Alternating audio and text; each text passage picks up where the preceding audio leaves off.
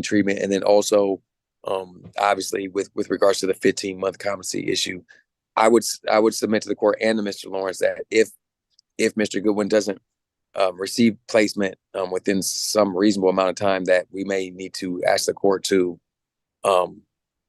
get involved either through a show cause or through some other means to kind of push the issue.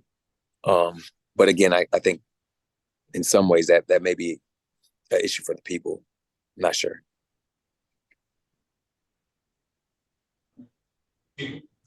Yeah, I'll reach out to the Forensic Center too, Judge, because it's my understanding, I think, by looking at the record, that he was found incompetent in July 13th, initially, but restorable. And then there was another report in the fall. I know this court went on the record with it in November. I'm not sure when the report was completed and turned in, but that report included the same thing, which was that it might have just been a repeat, according to what Mr. Bickert is saying. They might have just, without even treating him, just sent out another report then that said he's still incompetent but restorable. And that was the last communication. So I think it's been a long time, like 9 months, or whatever the math is. Since July 13th is what I've written down. General, He's been in jail for the last 9 months. yes. How being treated? Yes. Sounds like since July 13th. Somebody give me a number. Call, contact. I can do that. I can do that, Your Honor. And follow up with the court. I did pull up the report dated September 29, 2023. It just says that Mr. Goodwin remains incompetent, and doesn't really, I mean, in fact, I sent this via email to our social worker indicating it didn't make any sense to me because it basically didn't include any new information other than that he remains incompetent.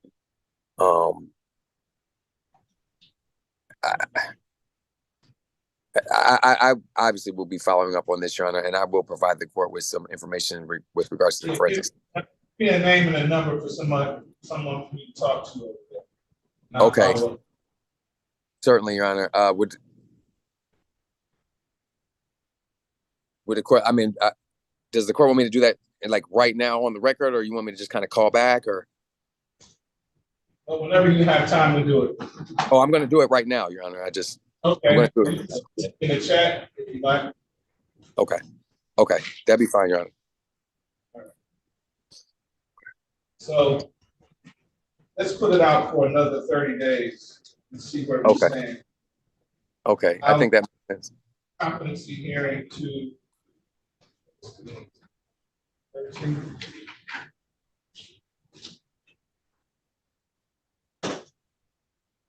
I'll return the competency hearing to March 14th at 8:30. March 14th. And Your Honor, just the report that was dated September 29th indicates that there was a clinical interview of Mr. Goodwin on September 29th. So it appears to be some type of kind of follow-up, but I mean, we don't want him to be interviewed, we want him to be treated. Exactly. We already know what this condition is. It's not going to do it without treatment. Exactly, Your Honor. Your Honor, could you give me that date one more time? March 14th at 8:30.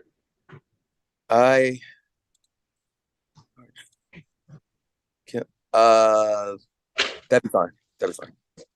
The numbers. Say it again, Mr. Bickert. Is that good? That'd be fine. That'd be fine, Your Honor. Thank you. Yes. Judge, depending on the circumstances, is that Zoom or in person? Can it be on Zoom unless there's? Thank you. All right, thank you. I'll let you continue. Thank you. All right, thank you, Your Honor. Okay, let's see. Ms. Franklin. Good morning, Your Honor. Good morning. What can I do for you? I have Mr. York. Okay. He is an MDOC though. And it's a PCC for today. So I don't know if he was writ to be present or not. I've had very, Not for the PCC, I doubt that.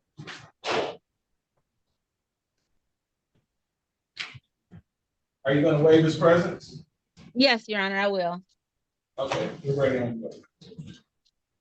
Calling case number 230-60102, people of the state of Michigan versus Mario New York. Defendant is being charged with count 1, homicide, murder, second degree. Count 2, weapons, firearms, possession by felon. Counts 3 and 4, weapons, felony, firearm, habitual offender, second offense notice. Today is the date and time for probable cause appearances.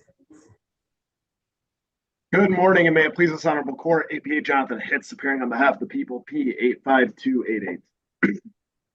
And good morning, Your Honor. Attorney Kiana Franulik, P73015, on behalf of Mr. Romario York for today's PCC appearing via Zoom.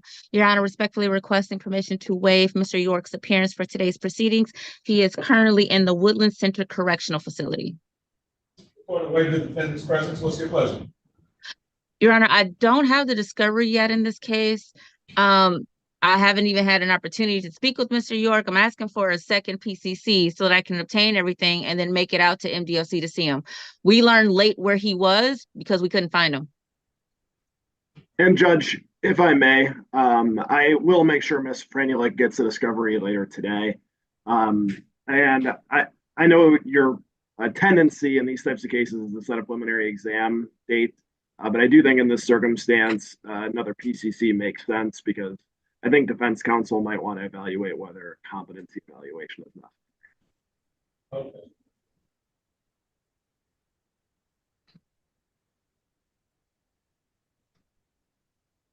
I'll adjourn the probable cause conference to February 21st at 8:30. That works, Your Honor. It should work. Give me just 1 second to double check. Yeah, I can make that work, Judge. All right, February 21st at 8:30, Bob, we continue. Thank you. Thank you. Your Honor. Have a good day, everybody. Everyone have a good day. Thank you, you too. Hey, Mr. Baker. Yes, Your Honor. Hey, I need your help with something. I have somebody from your office on a Philip Daniels. Okay. Can you tell me who that? Yeah, yes, Your Honor. If you give me a moment, I can. Okay. I'll come right back on. Okay.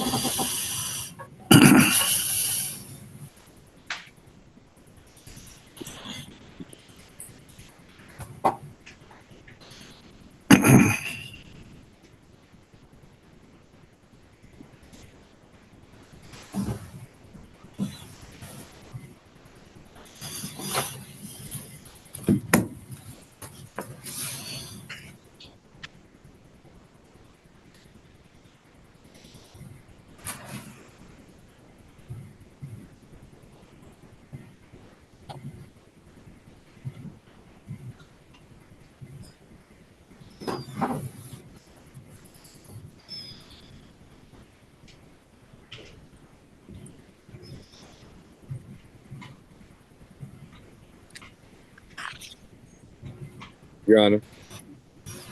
Yeah. I'm going to be taking care of Mr. Daniel. Okay, I appreciate that. We are ready on the day. Could we possibly do a breakout room real quick? Okay, sure. Well, actually, I don't.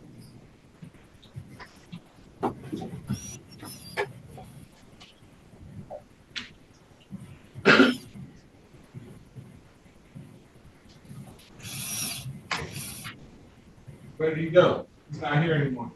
I was just No, going I'm to say. here. Not you, the defendant. He was. I'm sorry. Not you, the defendant. He Oh, was I'm your- sorry. I'm gonna mute you. Because streaming from the Wayne County Jail. I mean, It's not-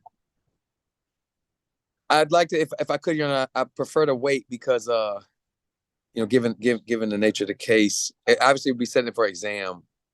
If we can't get Mr. Daniels, but I will wait to see if we can get him back. Officer Taylor, Yes, sir. can we give the Wayne County Jail a call back and see if they can? I got Bring you. back Daniels? Yes, sir. Thank you, appreciate it.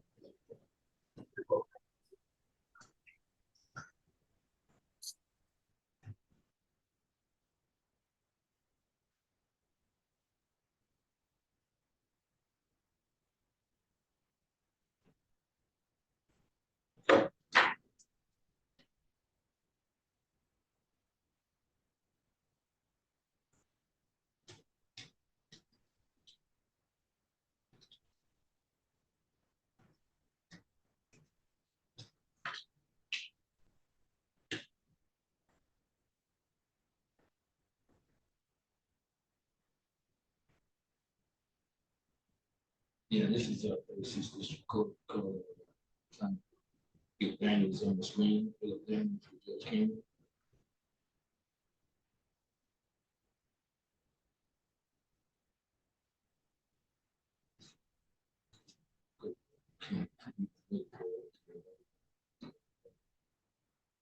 All right, thank you, sir. Yeah, all right. They say they gonna let them know, Your Honor. Okay, I appreciate it. You're welcome, no problem, sir.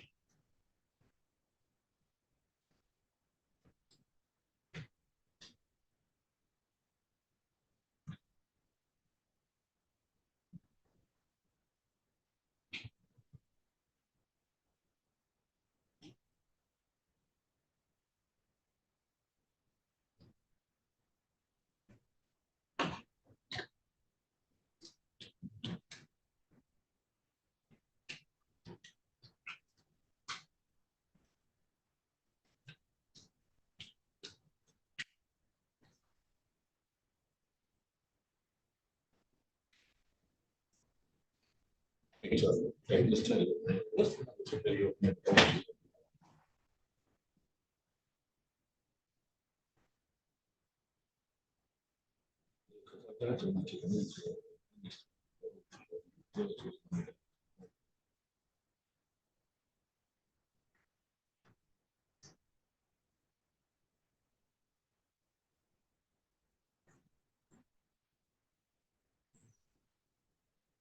Ain't no sign about it?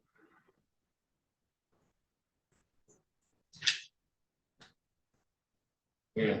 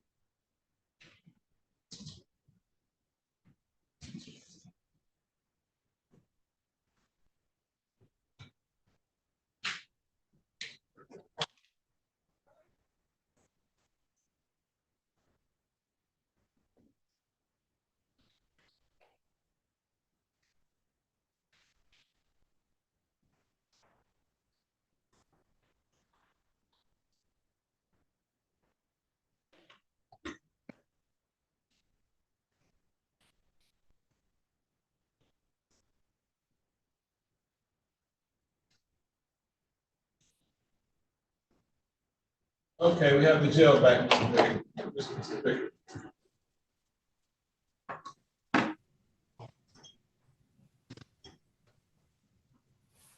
What's your name, sir? Philip Daniels. Okay, we're ready on that. Yana, can we do the breakout room? Just it'll be brief.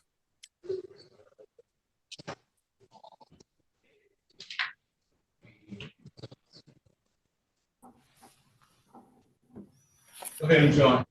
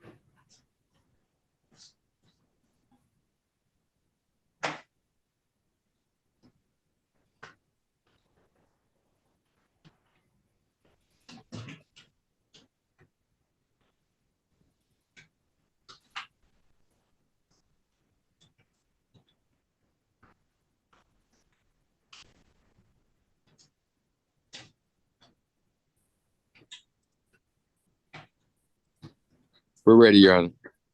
Okay, great. Bring it down. Calling case number 240-55571, the people of the state of Michigan versus Philip D. Daniels. Defendant is being charged with count 1, homicide, murder, second degree. Count 2, weapons, firearms, possession by felon. Count 3, weapons carried concealed. Count 4, weapons felony firearm. Count 5, weapons felony firearm. Habitual offender for his notice. Today is the date and time of probable cause. Offense is I am Paul Cassidy, P29361 for the people. Mayor, please court, Your Honor. Tyrone Bickert, P number 62647, appearing on behalf of Mr. Philip Daniels, who's present via Zoom, Your Honor. Good morning. Good morning. Tell me your name for the record, sir. My name is Philip Daniels. And what's your pleasure, Mr. Baker? Your Honor, I respectfully request an exam date in this matter. At this time, I don't see, and our office hasn't indicated that we have the discovery. Mr. Cassidy may have more information for me, but at this time, I don't see anything. I'm going to attempt to get that out as soon as we get off Zoom to you. So with that being said, Your Honor, I would ask the case be set for exam. Mr. Cassidy, how many witnesses do you have on this case? I think there'll probably be 3. All right. How's February 22nd at 10 o'clock? Well, I have a case in circuit court at 9 a.m. I do not think it's a final conference. Do you want to do it at 10 a.m., Judge? No, let's move it back to 1:30 then. I'm in a continued preliminary exam in Westland on that date at 1:30. Cool. Is there any way we could maybe just try later in the morning on the 22nd? 11:30? That would work for me. That'll work for defense, Your Honor. Give you a little more time, Mr. Cassidy. How's 11 o'clock? Okay, that's better. Yeah, Judge. Thank you. All right, That's February 26th, 11 o'clock. That's good for defense, Your Honor. Thank you. I'll We get continue. that. Mr. Thank you, Brickett, Yes. Mr. Brickett, I can send the discovery to you. Yes, you can send it to me at tbickert at NDS or the NDS Discovery email that you may have already. Okay, thank you. Either way. All right. All righty, thank you. Mr. Daniels, I'll be to see you with the paperwork, okay? I said I will come and see you with the paperwork, and I'll also call your girlfriend. We'll talk. Okay. All right. All right. Thank Okay, you. we are down to Watch 11:30. Have a nice day. Thank you, Your Honor. Thank you.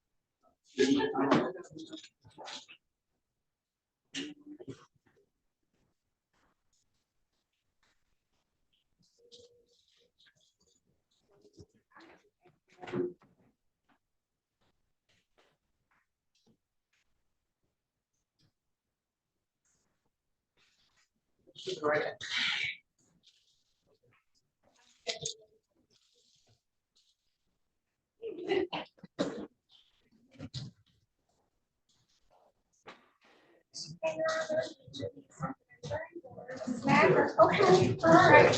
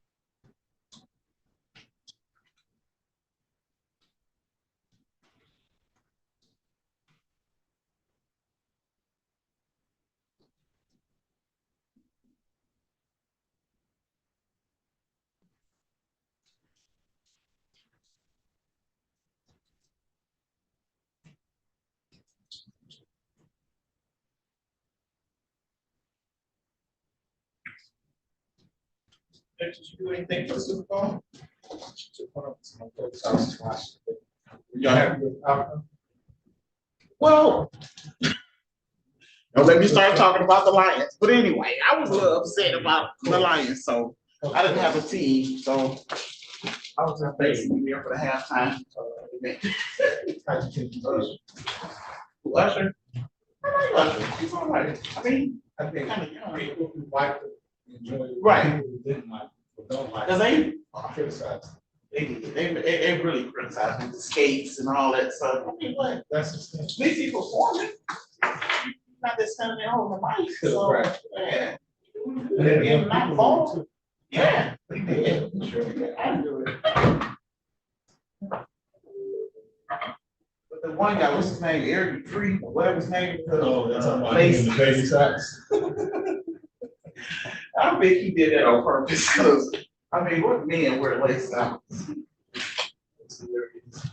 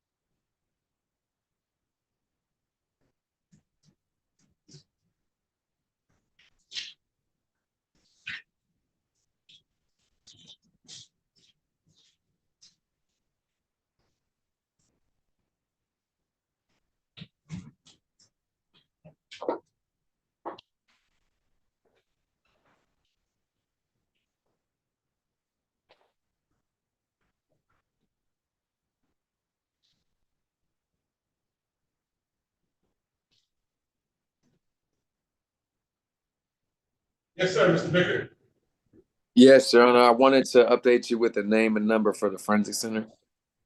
Okay, looks like I have the same report that you guys have as well. The September 29th report. Yes. Yes, That's what I believe that's the most recent report that I have. Is the person you were gonna refer me to Dana Cord? No, Your Honor. The person I'm referring you to, I believe, is either the director or, well, not the director, excuse me. I believe she is kind of the contact person for these. Okay, send it to me. Oh, okay, okay. I'm gonna put it.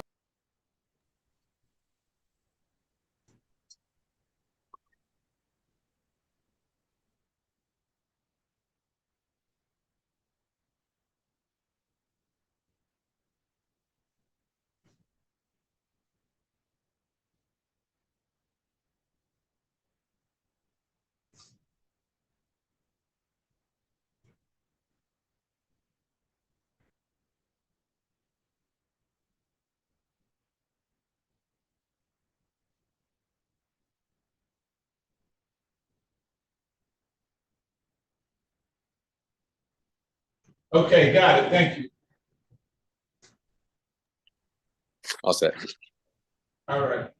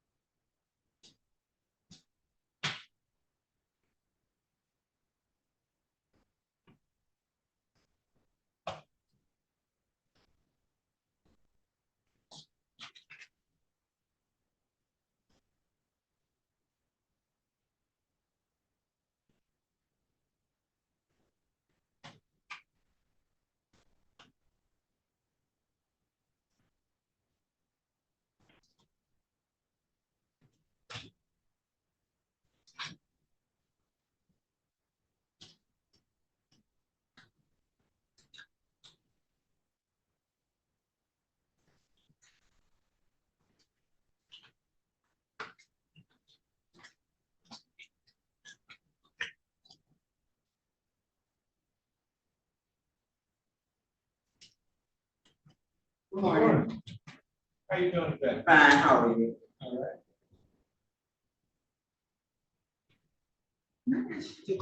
Couple questions. Do you have a case today for,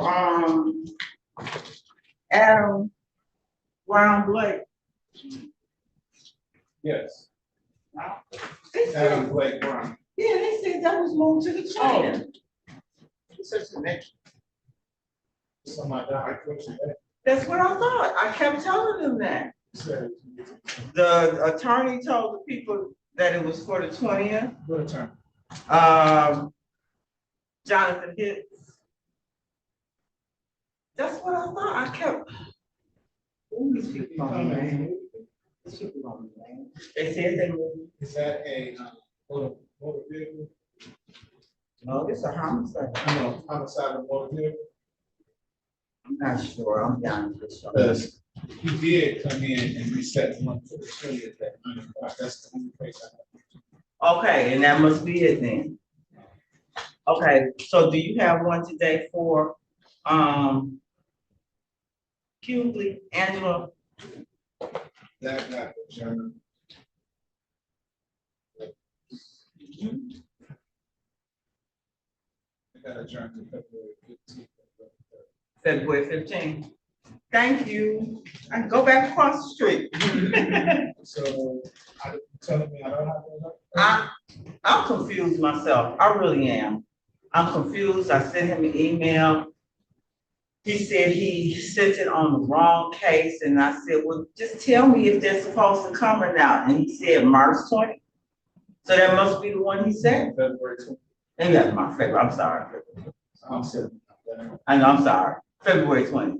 February 20th. I guess That's that's the it. only thing I have scheduled. February 20th. That's scheduled. 9 o'clock. You had the name on that? Okay. No, it's at 10 o'clock. I'm sorry. February 20th at 10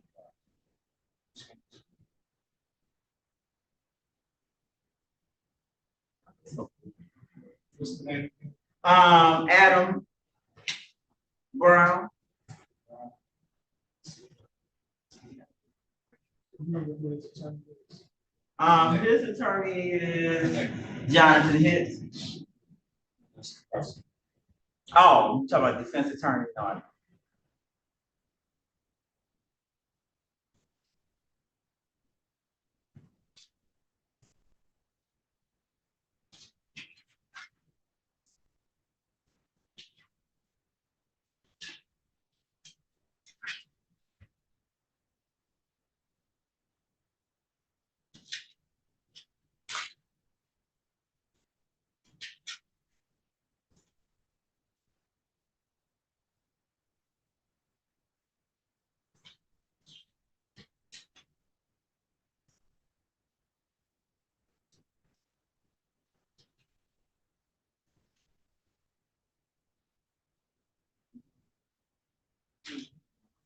Oh.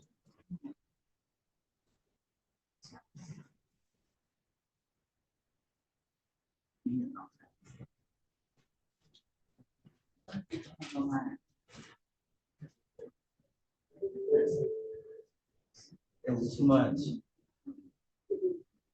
I was reading one other day. Oh. These TV shows and stuff that you watch. I taught 20 years, I was a math teacher.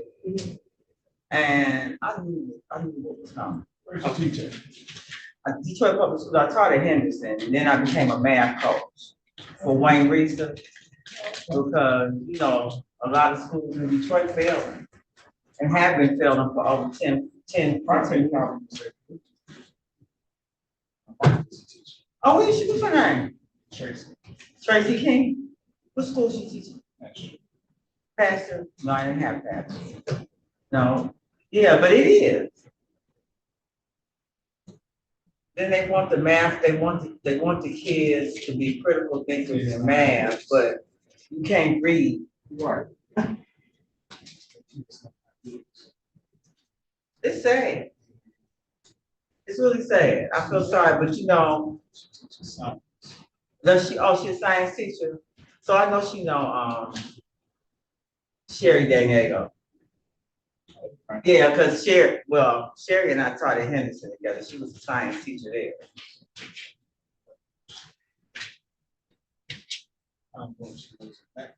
I'm thinking about running for state rep. I don't know. I got some issues, especially with the education system. We're not educating our kids at all. At all. You hear me? Teaching to pass one test. Yeah.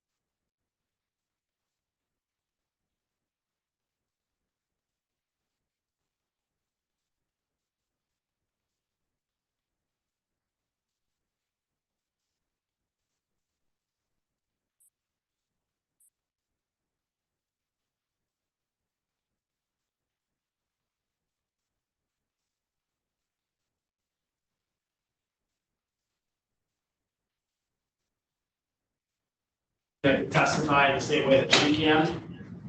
I'm sorry. Is currently on maternity leave, is on FMLA status until May. So the Detroit Police Department, because she's an employee and they have obligations with the Family Medical Leave Act, do not want to order her to be here today. But I did talk with her through the officer in charge, and she said she's willing to appear voluntarily via Zoom. I did speak with Mr. Ganecki about that. He said he doesn't have an objection to her testifying via Zoom given the circumstances. That's a good man. Yeah, I appreciate it. I'm talking about Mr. Connect back there. You're okay too. I appreciate it, Judge. So I was hoping you would allow her to testify. Yeah, I have no problem. Thank you. I think I'm relatively decent myself. Absolutely. So with that, the people are ready. I don't know if there's anything. Okay, well, let's call that case.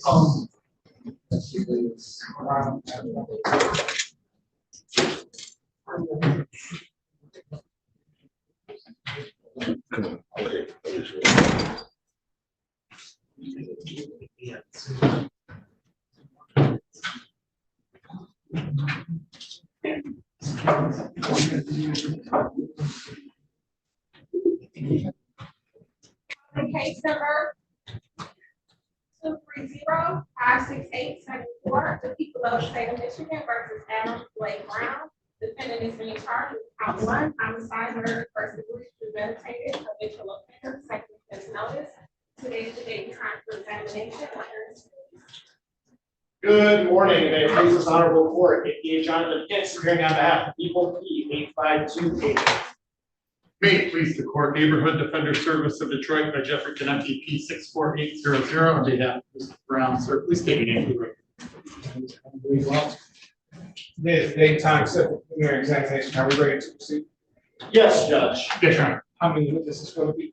I anticipate 2 witnesses on this. Do you have any preliminary matters you'd like to deal with before we call witnesses? Yes, I do. I would move for the admission of People's proposed exhibit 1, which is a copy of a report from the Office of the Wayne County Medical Examiner, admissible under MCL 766.11B, subparagraph 1D. I move to admit the portion of the report. No objection, Your Honor. For example. Admitted. Commissioner Prochek. Yes, sir.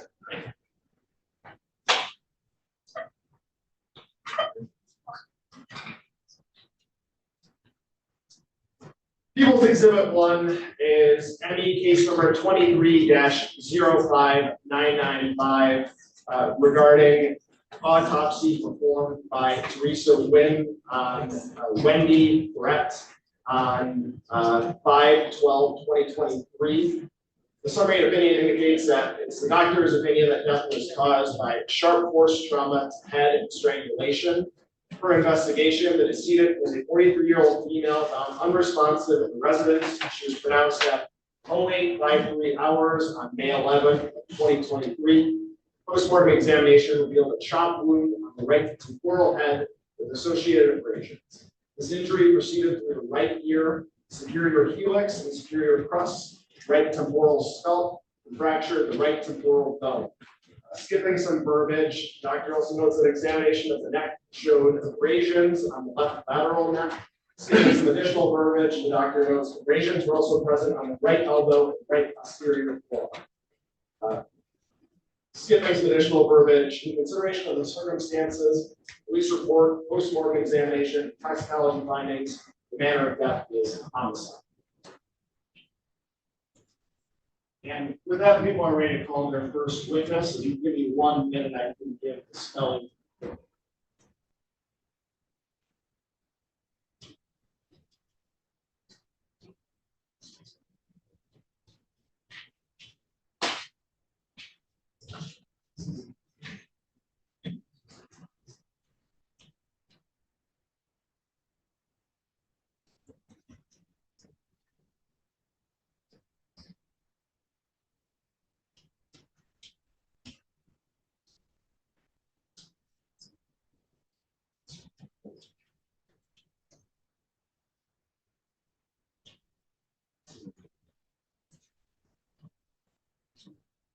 Okay, Judge, I'm sorry about that delay. With that, the people call Shavaria Somerville.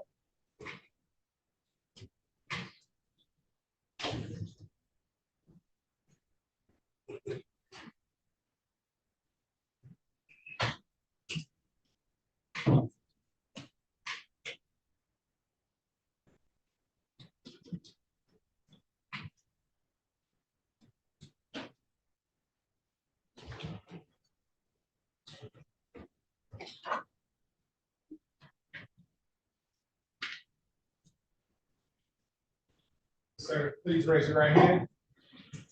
You swear or affirm to tell the truth, the whole truth, and nothing but the truth, so help you God? Thank you, sir. Please have a seat in the witness box right next to me. Just close that door open, have a seat. When you sit down, there's going to be a microphone to your left. Pick the base of that, place it in your lap. Speak into the microphone for us so we can hear you, okay? Yeah, it works. All right. You may begin when you're ready. Thank you, Judge. Would you please state your name for the record? Shavaria Somerville. Thank you. And are you employed, Mr. Somerville? Yes, I am. How are you employed? Security. And I want to take you back to May 11th, 2023. Where were you living at that time? 6400 Seminole Street. And is that in the city of Detroit? Yes. Is that in Wayne County, Michigan? Yes. And when you were living at that location back in May, was anyone else living with you at that time? My son. And who is your son? Shavaria Somerville II. And was there anyone else living with you at that time? No, just me, my son, Wendy, and Mr. Brown. Okay, so who's Wendy? My fiance. And what's her full name?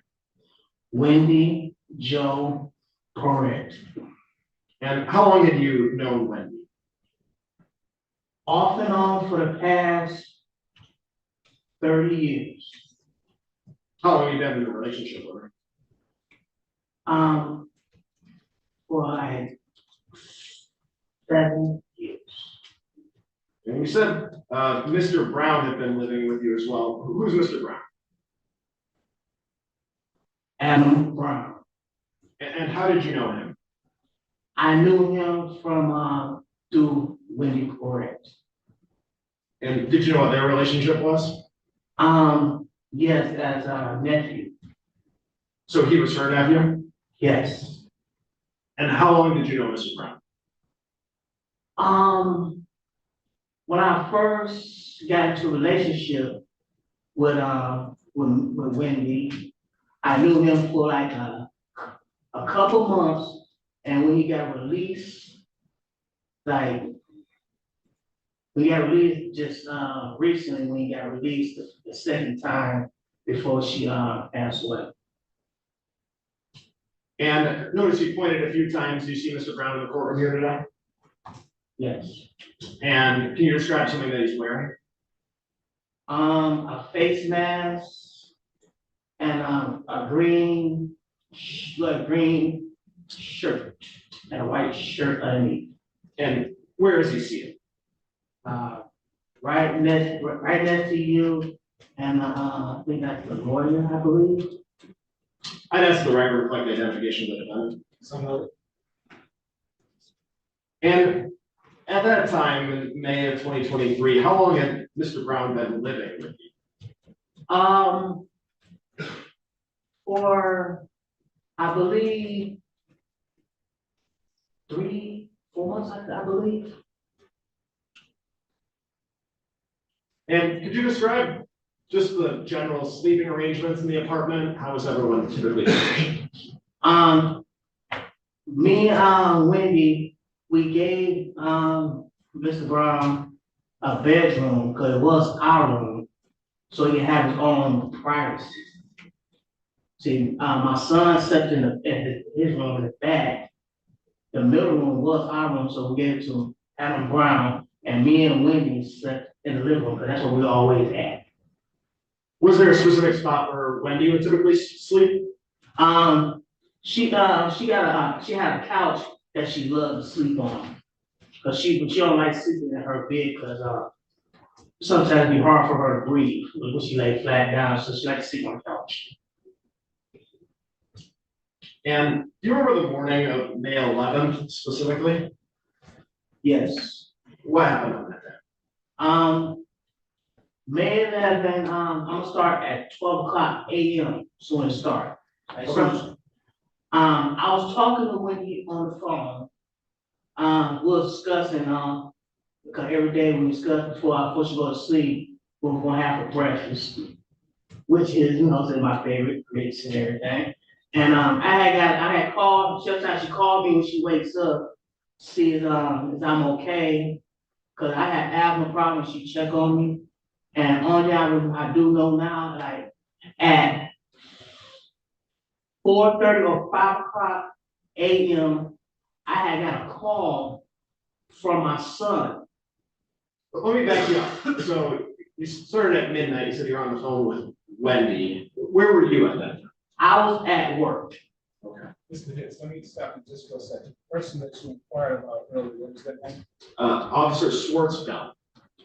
Aaron Swartz? It should be Monique Swartz, but it wouldn't surprise me if maybe she's logging in or somebody else is soon. Okay, did you meet her in the waiting room? Yes, I appreciate her.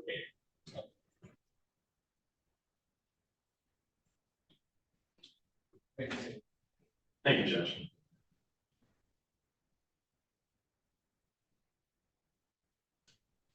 Okay, so I think you were saying you were at work. Did you know where Wendy was at that time? Yes, cause she was sitting on, she was on the couch. How did you know that? She always tells me, she said, I'm laying there watching TV, think about what good breakfast we're gonna have when I get off. We said we do it every night when I be at work. And I talk to her on the phone, cause sometimes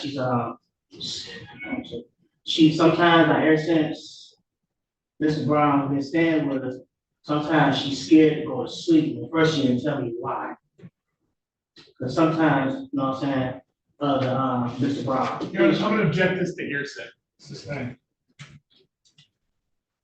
So, with respect to that morning specifically, you started talking about 4:30 a.m. What happened at 4:30? About 4:30 a.m., I was like calling her. Nobody answered the phone because I'm used to her probably still being up. Because sometimes like she take her dogs out, to her dogs out, use the bathroom. And I got a call at like 4:30 to 5, or to 5 for my son, and saying Objection to hearsay. Judge, he's about to provide a present sense impression, which is an exception to the hearsay rule, and you should be. And it's going to be an exciting occurrence. I'll take your objection under advisement. Please, Mr. Ray Rose. So you said your son gave you a call, right? Yes, my son gave me a call. But before you talk about what he said, what was your son's demeanor on that call? Where he was at? No, what was his demeanor? Like how he sounded, how he sounded. Yeah, did he sound calm? Did he sound distressed? How did he sound? Scared. Scared. Okay. How could you tell that he was scared? Because when he talks to me on the phone, he like, you can hear him on the phone, like, you sure me that. Because when he said my name like 3 times, like, Dad, I know something's wrong. Okay. And what did he say? He said, Dad, Wendy's dead. And I'm gonna my objection that neither present sense impression nor an excited utterance is a proper foundation. I don't know, I think man laid one for and decided that. And Judge, I point out that I don't know how Wendy's dead could not be a present sense impression. It's like the definition of present sense impression. Thank you. Okay, so your son said that. Did he say anything else? He said, I asked him, are you sure? Because Wendy she's a real bad diabetic. Sometimes her sugar drops real low, and she would lay there, lay on the couch or lay on the floor, you know what I'm saying? Like she ain't breathing, nothing like that. We had to call her because he already know what to do. But he told me that she's in blood. But sometimes she's a nosebleeder too sometimes. Until I told him I'm gonna get an Uber, you know what I'm saying? Because I don't sound right, it didn't sound right. So I got an Uber, so I contact the family, if anything happen, I contact their family, I know what's going on my way to the house. Okay, well, let me stop you right there. Around that time, after you called Wendy and she didn't answer, did you try calling anyone else? Yes, I tried to call Alan's phone, but sometimes when she ain't answering, I call this phone to wake her up, you know what I'm saying, make sure, you know what I'm saying, she take her medicine, she's okay. And what happened when you called, the defendant's phone? No answer. Did you try calling anyone else? My son, I called my son back, but he was asleep until he called me. And what time was that call specifically, that he called you? He called me at, between 4:40 or 4:45 to 5 o'clock. Okay, so you said you got an Uber, did you make it back to that location? I made it to the house, I called my son, let him know I was on my way. He said, Adam took him out the house. Objection to hearsay. He took him out the house and walked up the street and told him that he was coming. Response. We're talking about, I haven't established his age, but he said it's somebody that sounded scared that just found someone dead. I think it classifies as an excited. I don't think there's been a proper foundation laid, and as far as present tense impression, he's giving a description of what he saw, what happened before, that with the defendant. I don't think that qualifies. I agree that it's not a present sense impression, but I think it's still an excited utterance. I can buy that, he's still under the sight of what the totality of the circumstances of what's going on. Before we go further, how old is your son? My son is 15. And was he 15 at the time, at this time, or was he younger at that time? Young, no, he was younger, he was 14. And what did he say specifically about the defendant? He just said, okay, let me start. He said, when you was dead, and I asked him, are you sure? Are you sure? You checked everything. He said, she's in blood right now, and he's scared to go near her. So I told him to stand there, I'll be on my way there. And when I called him back, said, see, my son's okay. He said, Mr. Brown took him out the house and walked on the street and said, they was gonna come and get me. But, I guess, you know what I'm saying, when I got to the house, I was so scared to go inside, I was scared what I was gonna see. So. Okay, let me stop you there before you continue on. Do you remember what time you got back to the house then? I got at the house probably at between I wait for Uber for a minute. I say I got there at like 5:20, 5:25, something like that. Cause it took a minute for the Uber to get me. I had called my supervisor at the time. To let her know I had a family situation and something was sound right. And she told me to go. Cause she always tell me I always leave, you know what I'm saying? Cause I put in a lot of overtime and I've been with the company for the past 3 years. I never called off and nothing like that, because she knew something was kind of weird. And I never called off or nothing, never had no problem, so she told me go. Okay, so what happened when you got there? When I got there, I was too scared to go in, and my neighbor across the hall, I told him, I'm gonna open the door, I was on summer. As soon as I opened the door, she was right there by the door in blood. And I dropped everything, I freaked out real bad. And that's when my neighbor called the police and everybody.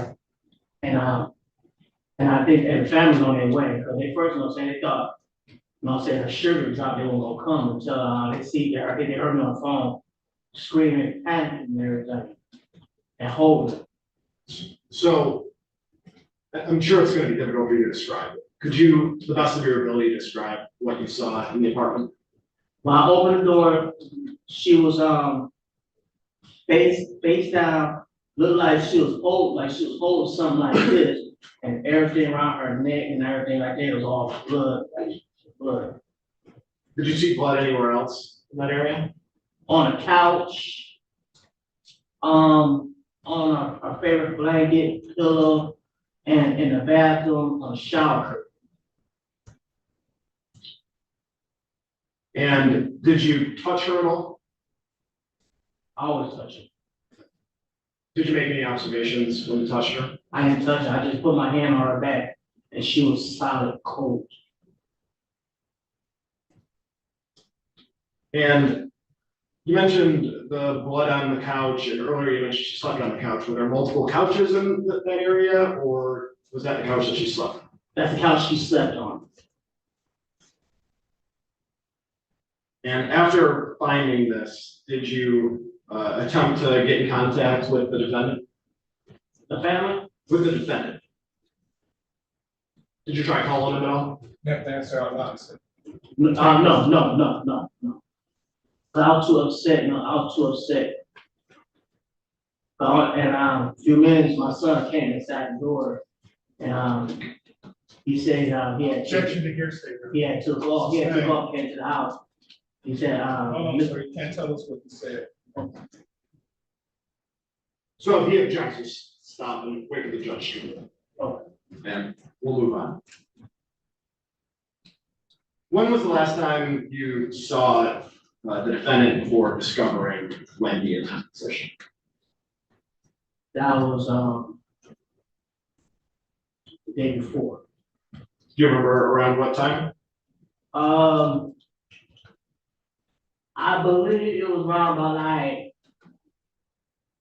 it was early in the morning before I went to work. And do you remember the last time you communicated with him at any point? Through my cell phone. Before then, he sent me pictures, applications that he was filling out. What type of applications? Job applications. And do you remember approximately when that was? That was mid-10. Yeah, you remember about what time? No, I really, but I know it's after 4 o'clock. 4 o'clock p.m. That's 4 o'clock. But if I have my other phone, it's all still my old phone. And when was the last time that you saw Wendy? When I found her on May 11. I'm sorry, before you found her on May 11. May 10th at 11:30 p.m. And where was she at that time? She was outside taking the dogs out, and waiting for me with my Uber. I need the Uber to go to work. She does it every day. And are you aware of any prior physical altercations between Wendy and the defendant? Off and on, yes, like words. What about physical, like actual touching? Any physical altercations between the two of them? So far, no.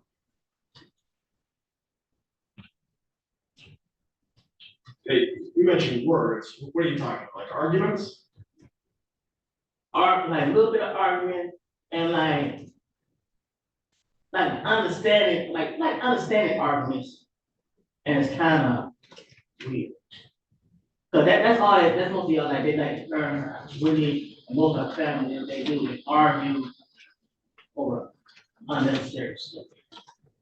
They take everything out of proportion.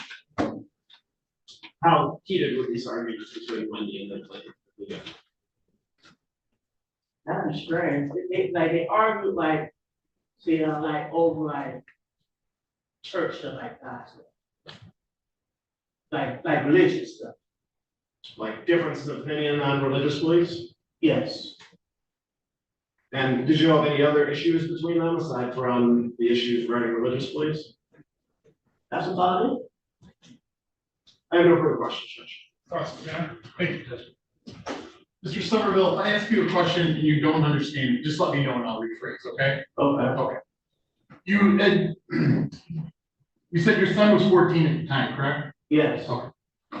What time did you leave for work that, well, let me back. Did you leave for work on the 10th or the 11th? The 10th. The 10th. So before midnight on the 10th? Yes. Okay, do you know about what time that was that you left for work? I leave every day at the same time, 11:30 p.m. But I gotta be at work at exactly 12 o'clock. Okay. So you left for work at 11:30 p.m. and Wendy was outside with me, waiting on my ride with the dog, because she take the dogs out to use the bathroom every night before she While I go to work, when she goes out, she comes in, she's not coming back out until I get home. Okay, so when you left, you got in your Uber, was she heading back into the house? Yes. Okay. And then the next time you saw her is when you returned home after you talked to your son, correct? Yes. Okay. Now, fair to say, you were not at home when this happened, correct? Correct. Okay, so you didn't see what happened? No.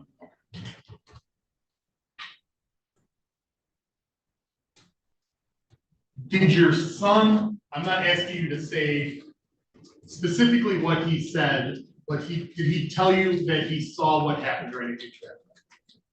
No, but, No, that's fine, that's fine. So when your son, well, you indicated you tried to call Wendy first, correct? yes, Okay, and then you tried to call Adam, yes, okay. And then sometime later, your son called you? yes. Okay, had you tried to call your son first? If we don't have the phone, I'll call Alan's phone. Now, if Alan's phone doesn't pick up, I call my son, but I call him to make sure he get up for school. Cause Wendy and my son, they're heavy sleepers, and sometimes you gotta call and shake him to wake him up. I have a child with kids. Did you call your son and did he answer? The first time, no. Then did he call you back? Yeah, he called me back, like 20 minutes later, I need to, let him know that, So, okay, let me back. So you tried Wendy, you tried Adam, and then you tried your son on the yes, phone, correct? yes, Okay, and then about 20 minutes later, your son returned your call. yes. And then that's when your son told you what he observed, correct? Yeah, that was. Okay. And that's when you contacted your supervisor and worked on getting home, Yeah, right? Okay, and while the Uber, I called, the family, which is, Adam's mother. And, okay, so let me back up, Mr. Sullivan. So after you heard from your son and he told you what he observed, you worked on getting yourself a ride home, correct? correct, And then during that process, after you secured your ride, you called her family, called Wendy's family, Wendy's side of the family, kind of tell them what information you were given? yes. Okay. Did you call the police? No, Okay. Did you have your son call the police? no, Did you tell Wendy's family to call the police?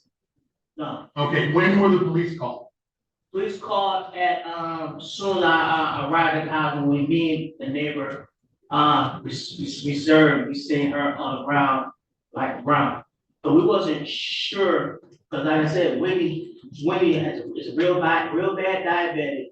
And sometimes her sugar drops to 0 and she doesn't move, so I had to make sure before I called for anything, make sure that it's the truth. Because sometimes my son will call, let me know, what I'm saying, she's not breathing. And I had come to the house and find out her sugar type is real low and she cannot move, so I had to call an ambulance. Okay, So I had to let make me, sure, okay, so let me back up. And your son described to you what he saw, correct? yes. That she was laying and that there was blood all around her, correct? Yeah, because she's a nosebleeder. So Okay, but your son described the amount of blood that he saw. Is that fair to say? Did he tell you there was a lot of blood? No, he just told me it was some blood. Just When he some said it was blood, some blood, okay. no. I mean, I thought her nose part was bleeding for sure. Okay, so, but your son told you that he believed she was dead, based on what he observed and what he saw. Is that fair to say? Yeah. Okay, so, and again, you didn't call an ambulance or 911 or anything. Soon as I got there. Right, but when your son called and you were concerned that maybe she had a nosebleed or a diabetic, issue, you still didn't call 911 for medical attention for her, correct? The neighbor, she came out. When, Mr. Somerville, listen to my question. When after you talked to your son and he described to you what he saw and the condition that Wendy was in, you did not call 911. Either your son was correct that she had passed away, or you were afraid that maybe she was having a diabetic issue, some problem, some medical issue that was potentially causing her to be unresponsive. Is that fair to say? Yes. Okay, but you still didn't call 911. Okay.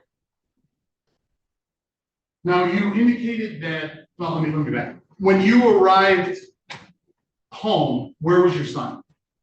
My son was there. He was walking up the street because Because Mr. Brown took him out the house and they said, they was coming to get me, they was coming to get me. She came at the house crying. So let me, your son wasn't at home when you got there, correct? Okay. How long after you arrived did your son return home? Like 10 minutes. Okay. Do you know where was he coming from? If you know. No. Okay. But he told me where it's coming from. That's all right. We'll just. And he came back to the house by himself. Is that fair to say? Yes, sir. Okay. Now you indicated that Wendy and her family. Now, Adam is related to Wendy, correct? Yes. Okay.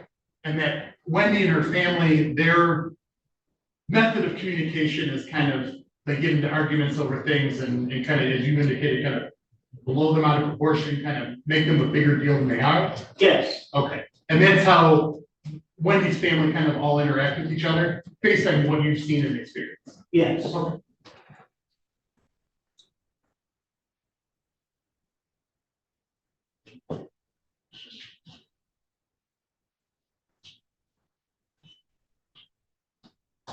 When you left for work, was your son asleep? Yes. Okay.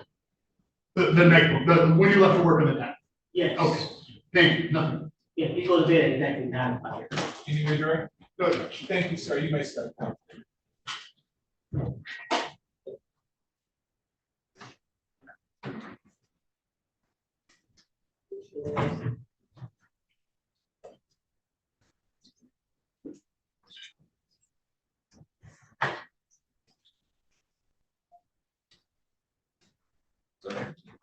Hey, 1 minute. Thank you. No, I'm too busy, okay? What I missed? Just to front off.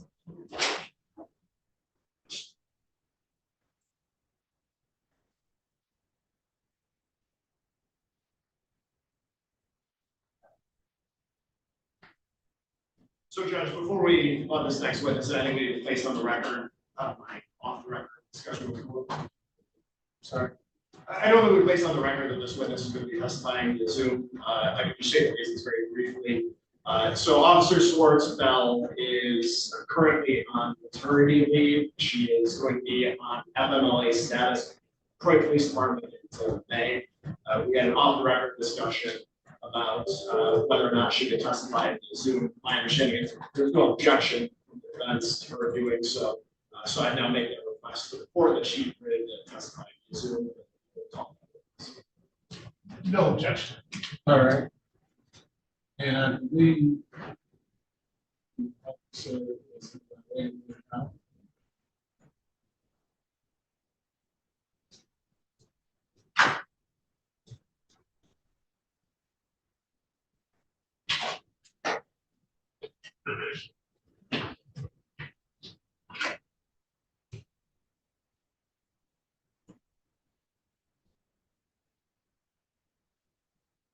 Officer Swartz, are you there?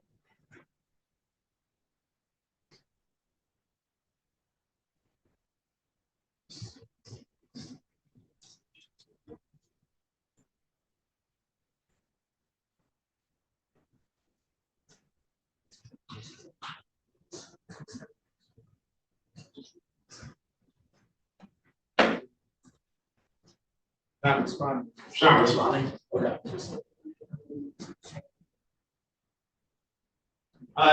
The officer in charge is in contact with her. My understanding is that she was mid diaper change.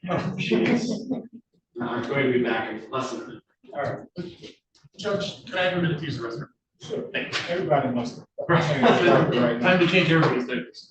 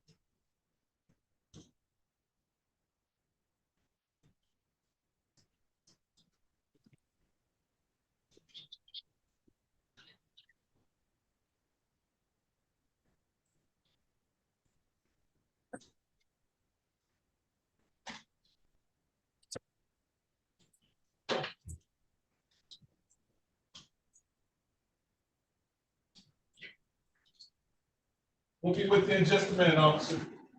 Okay.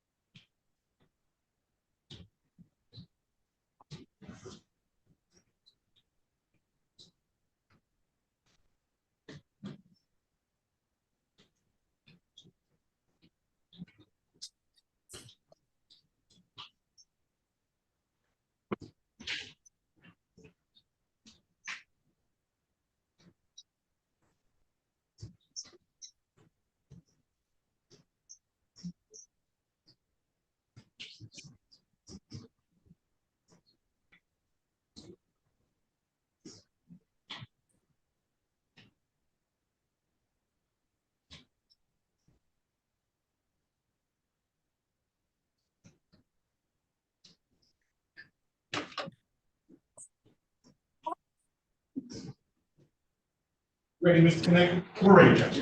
All right, we're back on a record on People versus Adam Brown. Okay, proceed. With that, Judge, the people call Officer Monique Swartz Bell to the stand. Please raise your right hand. Oh, I'm sorry, I didn't know you were holding it, baby. You swear or affirm to tell the truth, the whole truth, and nothing but the truth, so help you God? Yes. Thank you very much. Did you get the spelling of the name? Okay, you may proceed. Thank you. Could you please state your name for the record? I'm sorry. Could you please state your name for the record? Monique Swartz Bell. And how are you employed? I'm sorry. Let me turn this up. I can't hear you. Can you repeat? So how are you employed? I'm sorry. I still can't hear you. How are you employed? Oh, I am a police officer with the city of Detroit. And how long have you served with the city of Detroit? 15 years. And were you working in that capacity on May 11th, 2023? Yes. And what were you doing that day? I was working the report desk. For what precinct? 9th precinct. And did anything memorable happen while you were working the report desk at the 9th precinct? I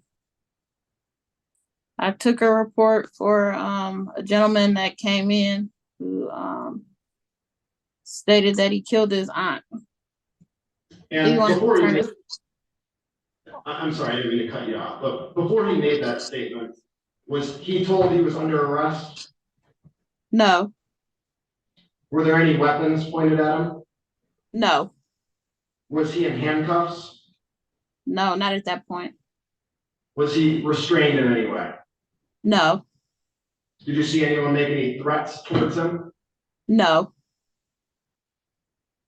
And how did he arrive at the precinct? Did he come in a police car? How did he get there? If you know. I don't know. When you first saw him, how did he approach you? He walked in the front door. And what exactly did he say?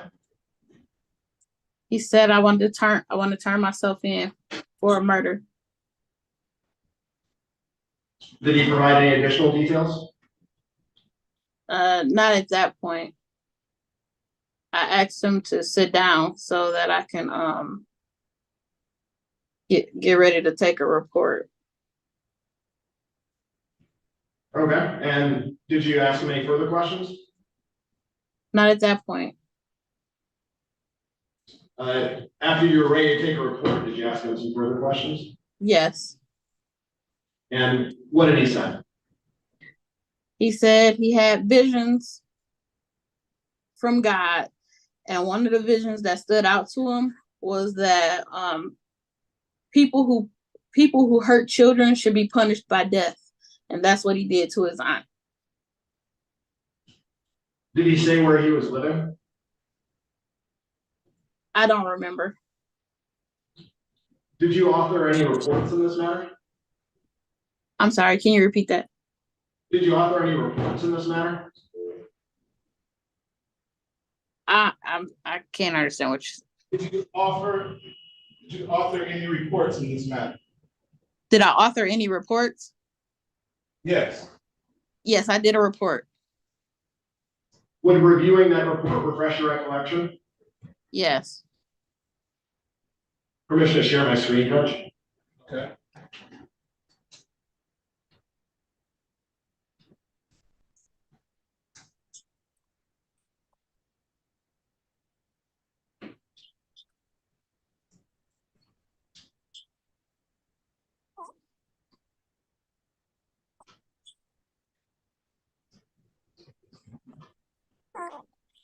Okay, Officer Swartzfeld, can you see that on the screen?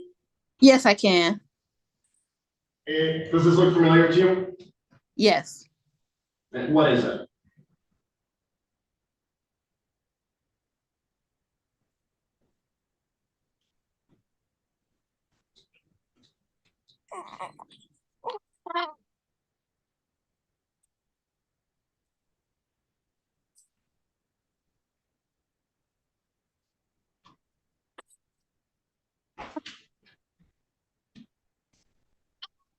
Officer Swartzfeld, do you recognize the document that's on the screen? Yes, I do. Yes. And what is it? That's my report. And if you could just read through it and then let us know if that refreshed your recollection in any way. Yes, it does. Okay, let me take it off the screen, just one moment.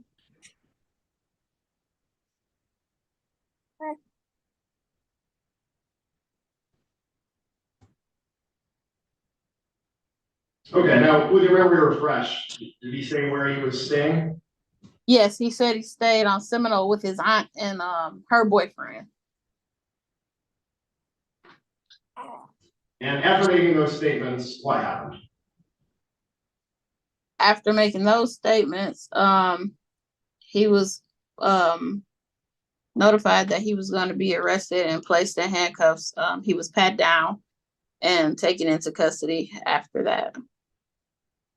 And did you take anything off of the defendant? I believe I had his cell phone. His cell phone was placed on evidence. And in your time interacting with that individual, did you notice any injuries? No, I didn't notice any injuries. No injuries on him. Did you see any blood on that individual? No, I didn't see any blood on him. And were you wearing a body worn camera at that time? At that time, no, I was not. I have no further questions. Thank you. Cross-examine? Thank you, Your Honor. Good morning, officer. Good morning. What time did the individual come in and talk with you? I don't remember what time it was. Was it in the morning? I don't recall. Would reviewing your report refresh your recollection? Yes.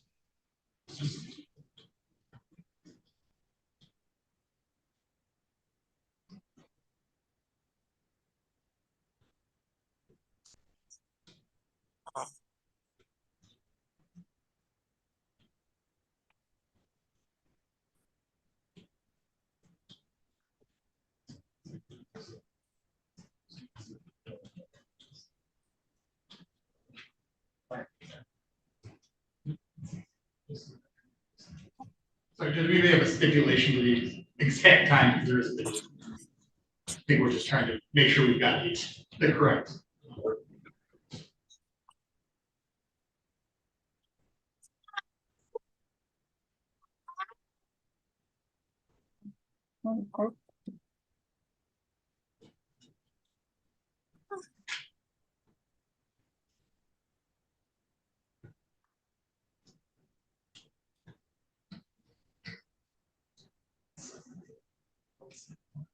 Your Honor, I believe the prosecutor and I have a stipulation that the report of the walk into the precinct occurred at about 7:04 a.m. on May 11th, 2020.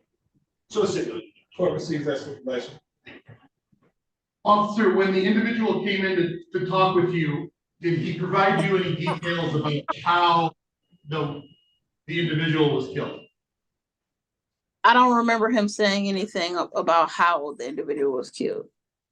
Did you ask about how? I don't think I did. Did the individual tell you when this happened?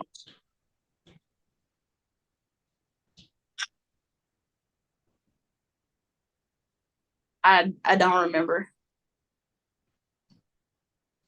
Now, the individual that came in, they told you they were having visions, is that correct? Yes. And they've been having visions for some time? Yes. And some of those visions they indicated were, they believed to be from God, correct? Yes. Okay. And then they indicated that based on those visions from God, that's why they did what they did. Is that correct? Yes. The person when he came, when the individual that came in, did he seem to be excitable? Was he calm? What was his demeanor? He was very calm. And did he remain calm the entire time you were talking to him? Yes, he did. Okay. Did he remain calm when he was describing to you that he was having visions? Yes. Okay. And he remained calm when he was telling you about these visions came from God? Yes. And that one of these visions included that people who hurt children should be punished by death? Yes. And that's when this individual indicated, so that's what he did, correct? Yes. Okay, and he remained calm, answering your questions the entire time?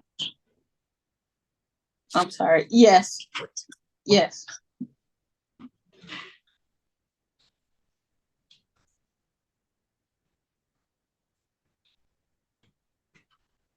Nothing.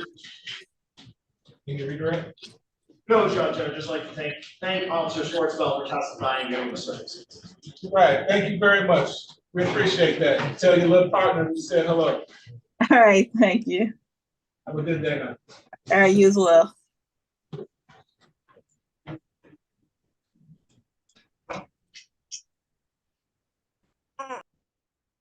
Any other witnesses for the people? No, Judge. Any witnesses for the defendant? No, Your Honor.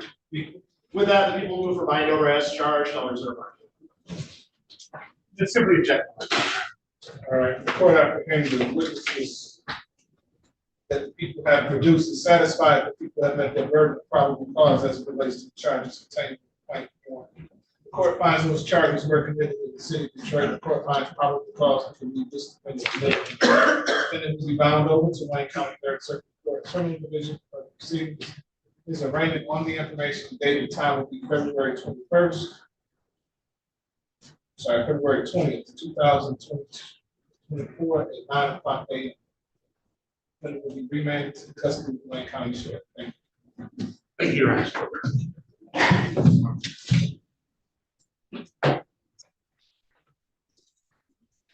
Remember exam starting right now? Not so long. Okay, I'll leave my stuff, I'm just gonna talk to you. Your Honor, it's at 1 o'clock, unless you change it. Is it 1 o'clock? Yes, sir, according to this, Okay. according to this. All right, it is 1 o'clock. Court is in recess till 1.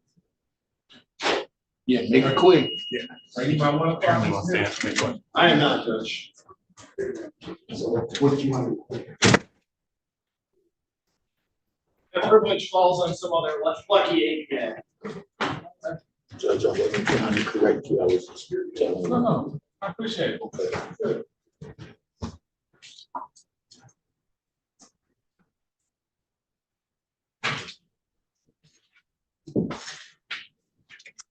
Judge, I'm sorry, we do have one more issue that we need to discuss.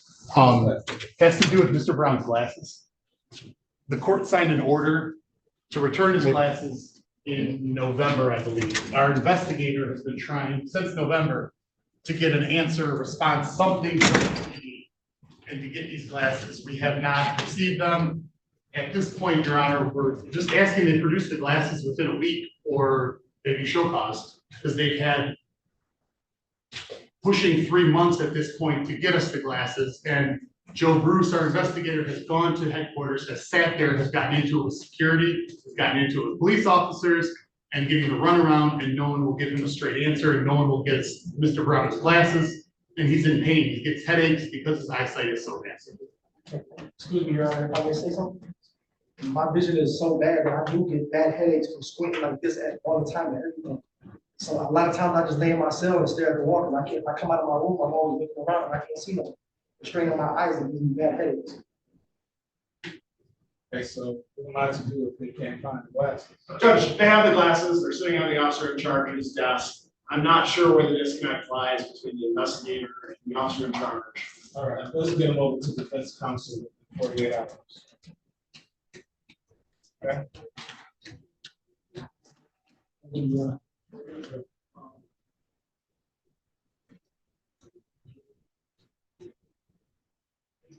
I'll have our investigator go over there again, just, I would need to know when and where he's supposed to go, because he goes on another use case.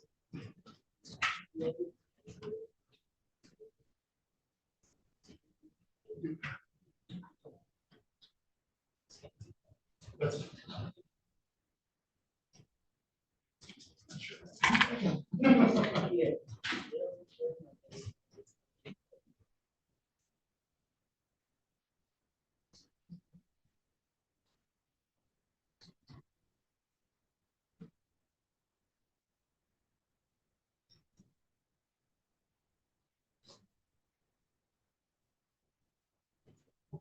I'll get Justin Bruce. You should, I would imagine in the next, have him reach out to you, make sure. Okay, okay.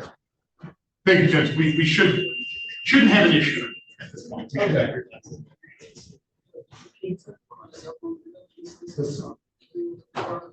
Okay, yeah, the one that says that. Yes. Okay, yep. Mr. Brown, this way.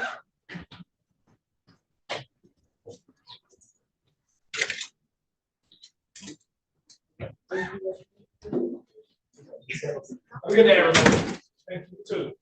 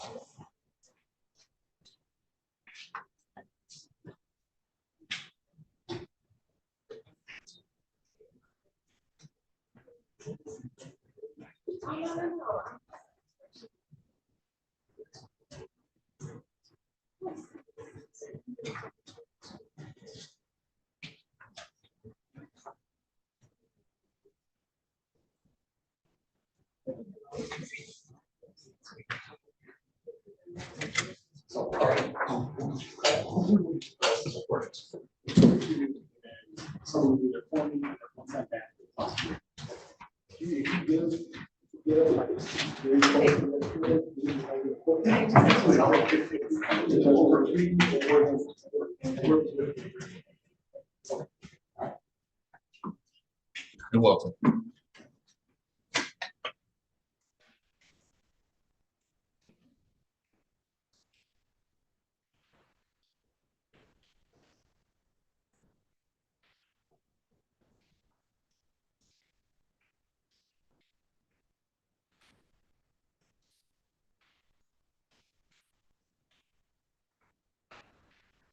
I'm good.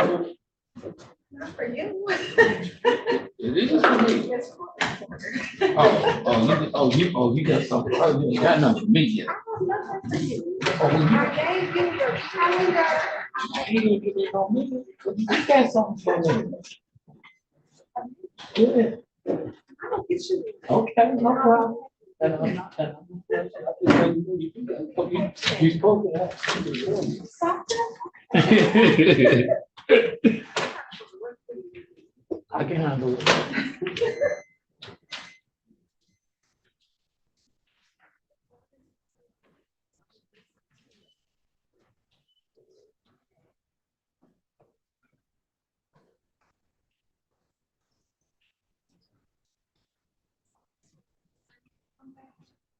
Have a good day.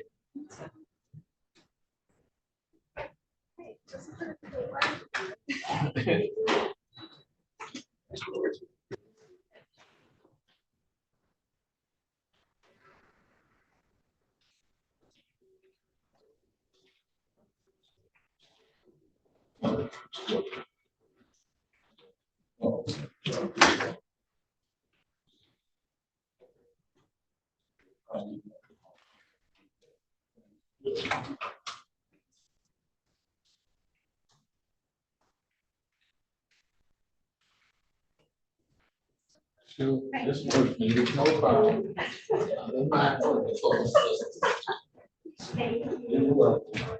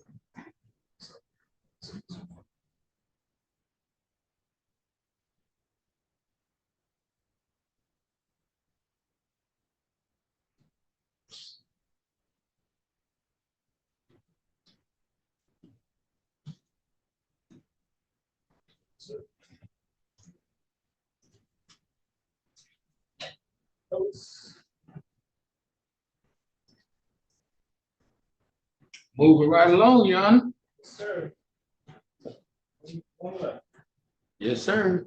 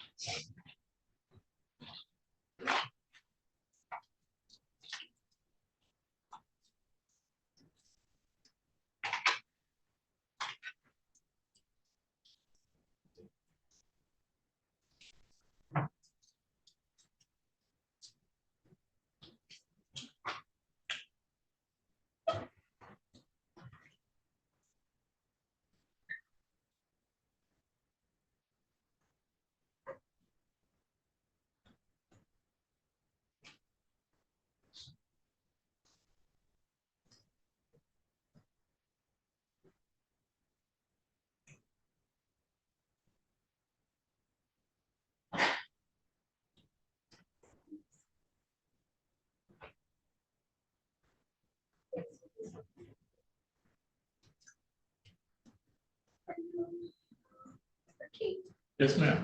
Essentially send it off. Yes, ma'am. Thank you.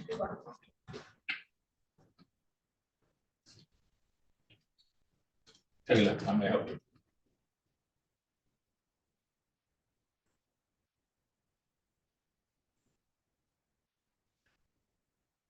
Okay.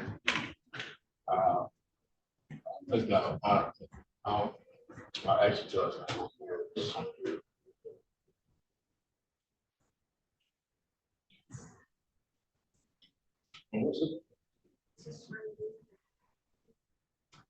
Okay.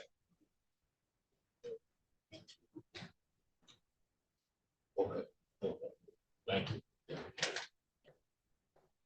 Well, yeah, I guess we got a witness in lockup. He just arrived. Oh, okay. So, Okay.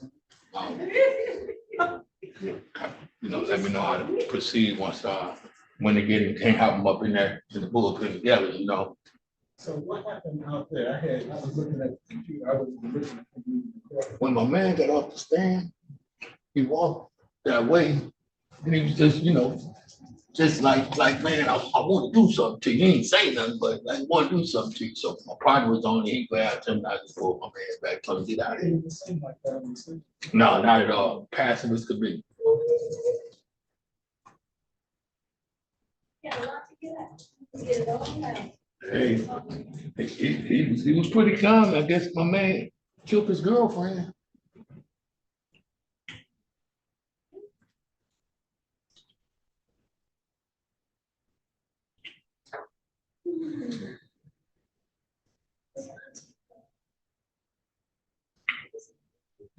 We got the same prosecutor on this one? No, It's Drain? Drain ain't back this. She's not on this next case, huh? no, she just doesn't. It's a homicide case, so she's really not here past the public thoughts.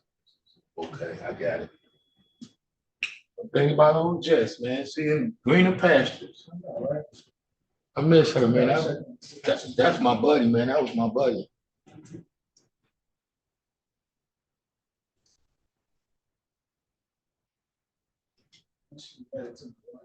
Yeah, she told me, kept calling you her cousin. I said, why is your cousin? I said, I've been knowing him a long time. She said, no, he married to my cousin. I said, okay.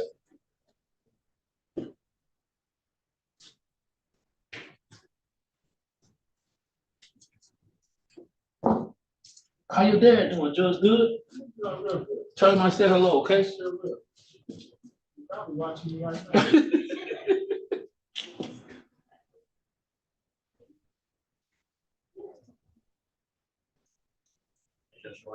Doing good. How about yourself? Good. How many witnesses do you have? 5, Your Honor. Always It'll do be that. quicker than last time. Start scheduling you at 2 at 10 in the morning.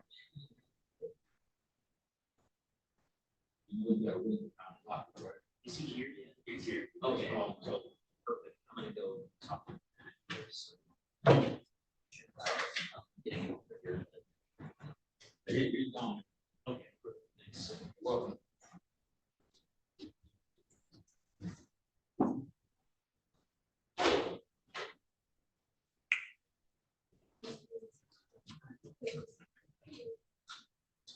I hate when I hear that. I.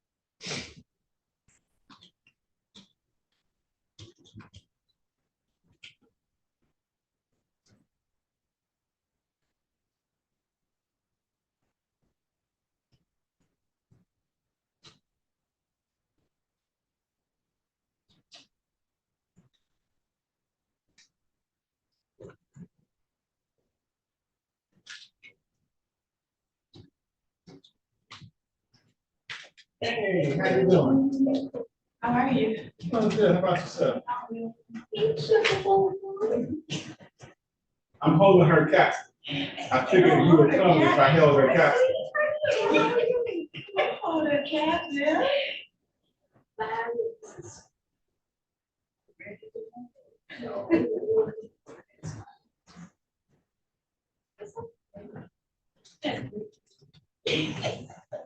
That's great, baby, baby. You know, just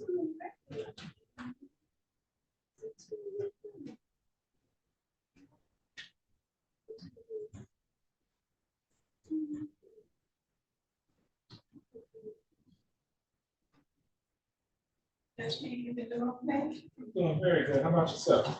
It's been a while. You act like you owe me money. You can definitely. Right. Like, did she work here? Is she in jail? What's going on? What's going on with her, right? Long time since I see.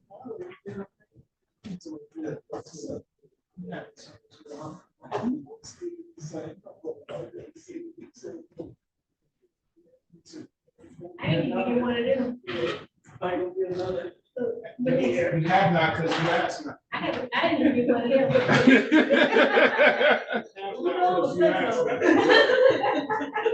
Hey, Miss Watts, how you doing?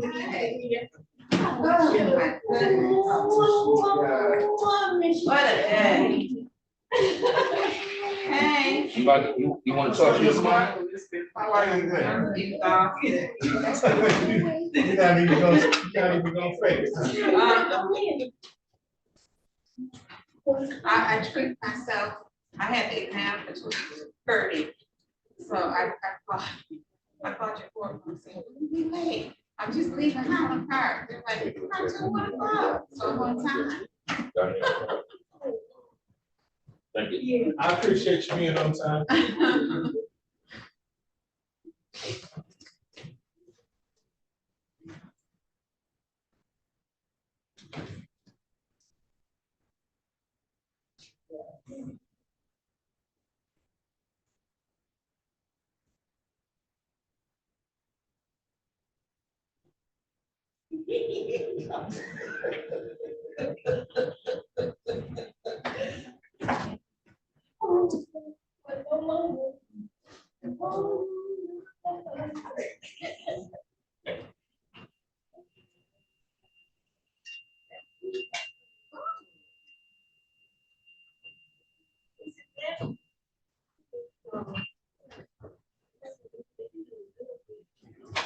Those electronic waves coming along, right?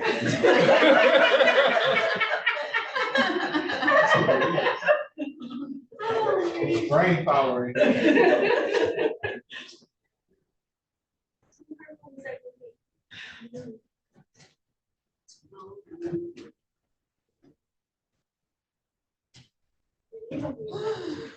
Are you there, Ms. Watson, over there? Yes, I am. It's just a busy day. Real crazy. No. More work than I leave here.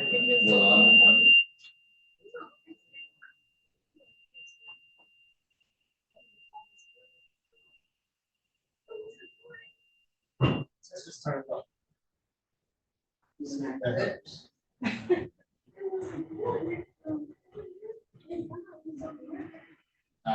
Microphone been acting just fine till now.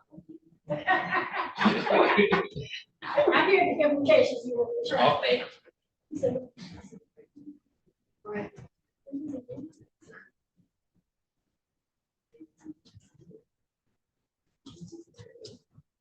Ms. Wise, do you want, you wish to speak to your client or no? I don't need to. Okay. I'll be right back, Judge. Is he up here? All right, take care. Good seeing you. He's up here? Yes, ma'am. Well, I'll go back there.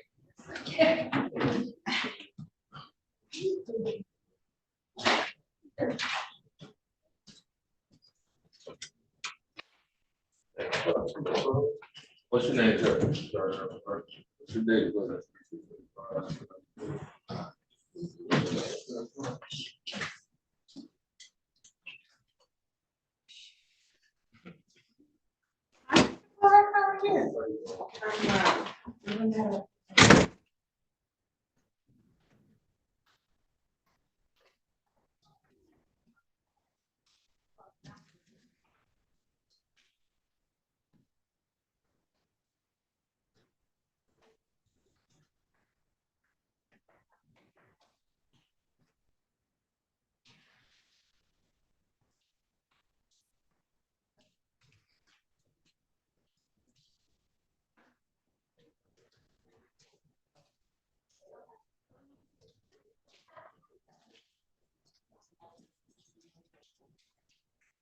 Yes, ma'am.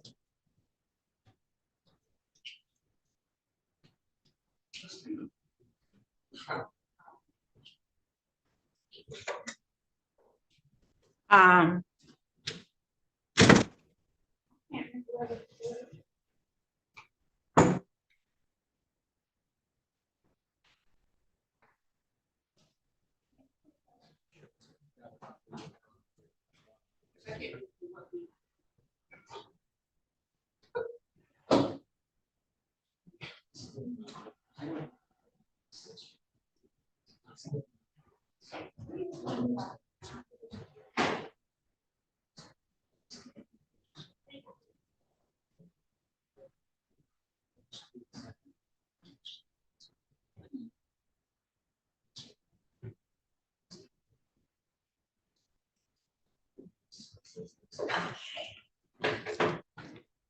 Yes.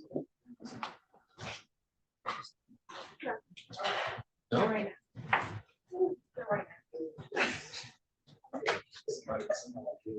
I'm about to get one. You need to take care.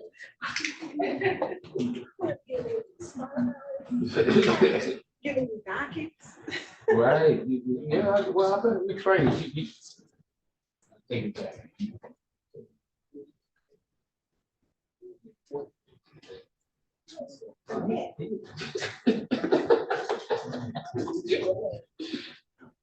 The record is on the phone. Huh? The record is on the phone.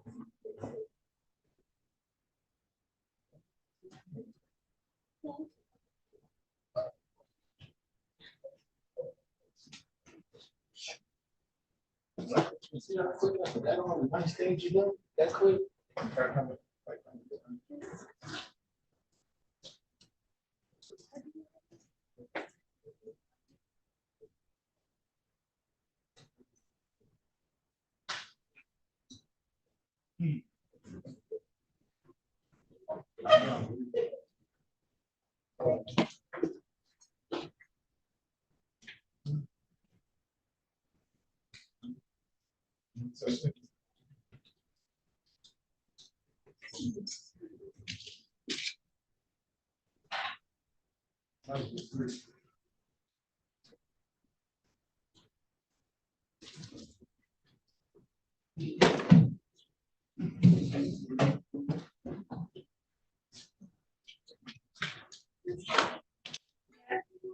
Four one five zero eight. Yeah.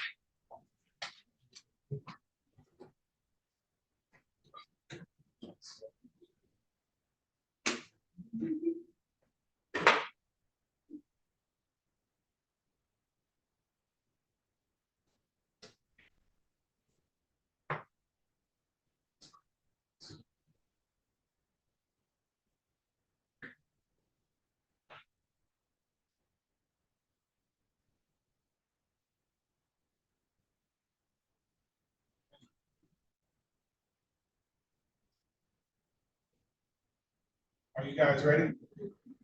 Yes.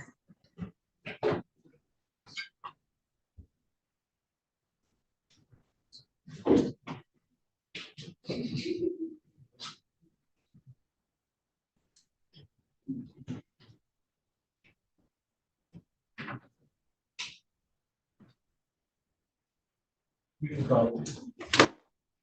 Calling case number 230-59266, the people of the state of Michigan versus Darby Leo Clark. Defendant is being charged with count one, homicide, premeditated. Today is the date and time for examination. Good afternoon, Your Honor. Ryan Elsie with People, and P number is 81329. Thank you. Afternoon, Your Honor, for a Watt, hearing on behalf of Mr. Clark, 41508. Tell us your name, Mr. Clark. There's a date and time set for preliminary examination. Are you ready to proceed? Yes, Your Honor. And for the record, how many witnesses? 5 witnesses, Your Honor. Have any preliminary matters before you call witnesses? No, Your Honor. I would just note really briefly for the record, there's going to be some video that primarily what I'm going to try to do is publish it during my closing just to save some time. Okay. Are you stipulating to a submission? For exam purposes. All right, and that's going to be exhibit. There's a handful, Judge. So there's People's Exhibit 1, which is a body worn camera. People's Exhibit 2, which is some video from MGM Grand Casino. That's a certified copy, so it's not necessarily, I was going to call it, so I'll authenticate that. Exhibit 3, which is video from DTE, which I do have a witness to figure out what about that video. And then Exhibit 7, which is a certified copy of some video from Roxy. And no objection to any of those? Can we hold off on that, because I would like him to show me what he's sitting out, put it on the record. Party first witness. At this time, the people call Officer Ahmed.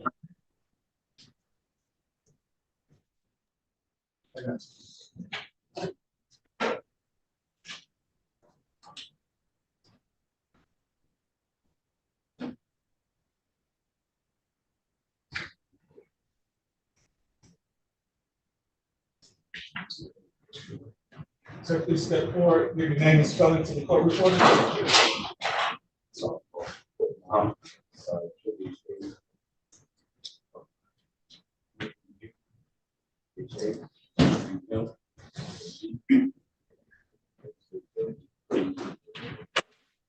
Raise your right hand, sir. You swear or affirm to tell the truth, the whole truth, and nothing but the truth, so help you God? Yes, sir. Thank you, sir. Please have a seat in the witness box next to me. You have a nice, strong voice. We'll try you without the microphone. Yes, sir. See if that works, okay? Okay. You may begin when you're ready. Thank you, Your Honor.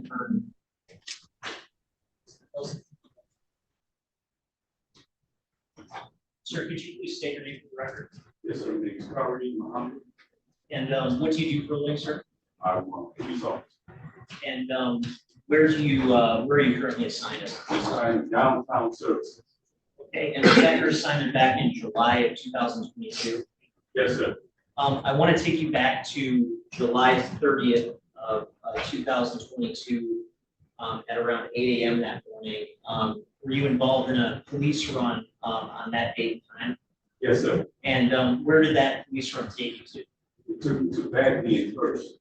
Okay, and is that area sort of otherwise known as the DTE Plaza? Yes, sir. And is that area in the city of Detroit in the county of Wayne? Yes, sir. And what was your purpose for responding to that particular area? Running through my unknown problem. So as I was in the area, two citizens flagged me down. Black male and black female. So some man Okay, and did you ultimately observe that man when you were in the plaza? Yes, sir. And can you describe what you observed in connection with that particular man? Yes, sir. I saw a white male on the side, body twisted, face full of blood. I saw tables turned over, iPod on the ground. Seemed like he was trying some type of struggle. Okay. And was the individual that you saw, was he responsive at all? He was unresponsive. He just body was Okay. And what, if anything, did you do after making these observations? Fire one scene as I got there, so he was trying to maintain his body shaking, so they put brakes on. And I was trying to mobilize his body, and then it came, our assistant put him to the rig, and they created CR234. Okay. And sir, was your were you equipped with a body worn camera during this police run? Yes, sir. And did you have an opportunity to review a small portion of that footage just now myself out in the hallway? Yes, sir. And that footage that you observed, does that fairly accurately depict what you observed back on July 30th, 2022? Yes, sir. And is it your understanding that that footage is on this disc that I'm holding that's labeled as People's Proposed Exhibit 1? Yes, sir. Thank you, sir. With that, I move to admit People's Proposed Exhibit, Your Honor. No objection for exam purposes only. Admitted. Thank you, Your Honor. And I'm just going to publish just one very brief segment of this.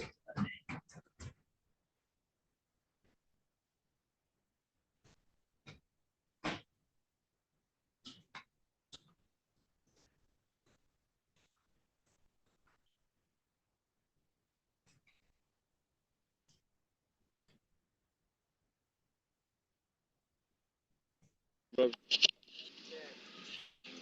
yeah, right. Hey, can you hear me?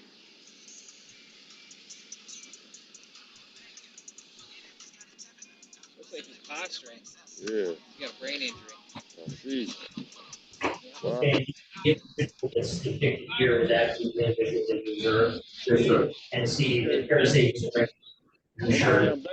Okay, yes, sir, I got it. What's your medic?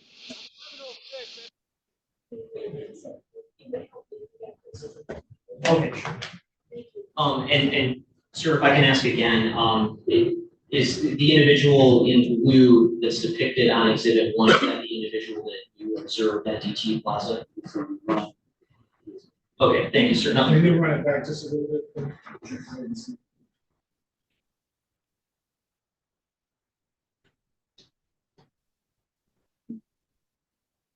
A bad one. Okay, yeah. I'm gonna hold the seat. Okay, yeah, I'm back. I'm holding. Okay, yes, sir, I got you. What's your medic? I'm 1106, man. Medicate's on the way. Okay.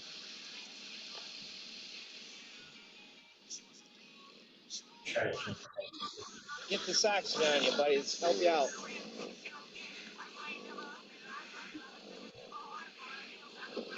Stretch it. Posture.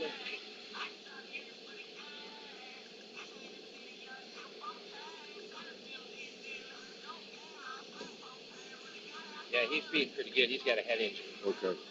He was sitting over here, it looks like, and he was listening to his iPad. Uh-huh. Somebody came here. Hit him.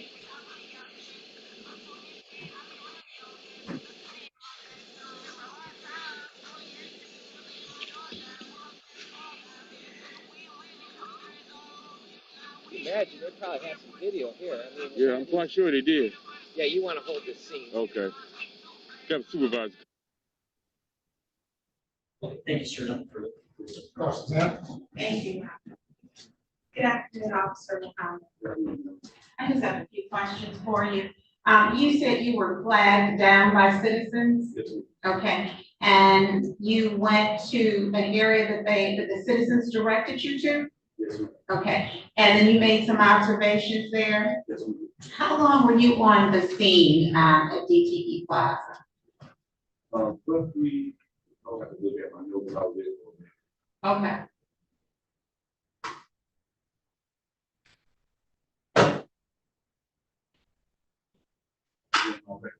Recollection, ma'am, I would say probably about an hour.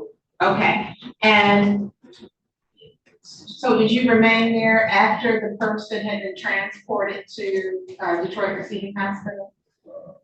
I requested for you to come over the scene. Yes. And once that we came through the real wall, then I left for myself, to go to the ERA. Okay, so what I'm trying to determine is the hour period of time that you were there, the person that was conveyed wasn't there with you for an hour, correct? No. Okay, so I'll reword it differently. You arrive, you see this person on the ground, you've indicated that the fire department was already there, already on the scene. And so you assisted them in putting a brace on the person and putting them in the ambulance. Would that be fair to say? How long did that part take?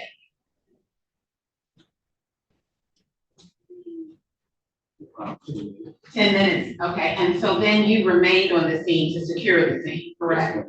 Okay, I have no further questions, Your Honor. Can you redirect? No, Your Honor, thank you. Thank you, sir. You may step down.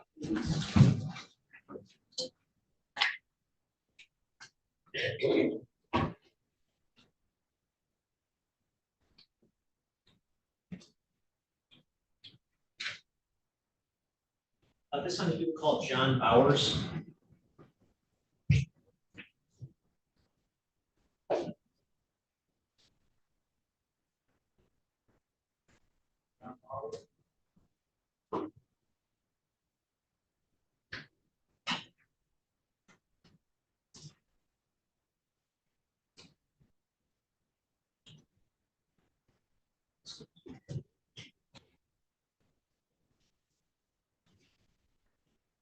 Sir, please step forward, give your name and spelling to the young lady seated there.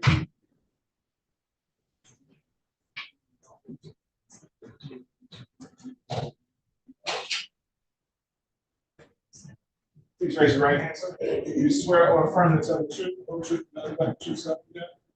Thank you, sir. Please have a seat for the spots right next to you. Turn this back. Speak a little soft. Because this is the lack of speaking directly into it. Try not to blow into it. It's real sensitive. Thank you. You may begin when you're ready. Thank you, Your Honor. Sir, could you please state your name for the record? John Bowers. Thank you, sir. And what do you do for a living? I work for security at UTN headquarters for the downtown campus. Okay. As part of your role working in security with DTE, do you have access to DTE's surveillance system? Yes. As part of your role with DTE, at some point, in the summer of 2022, were you asked to pull some video related to an assault that had allegedly occurred at DT Plaza? Yes. When you were given that request to pull the video, were you able to locate relevant video?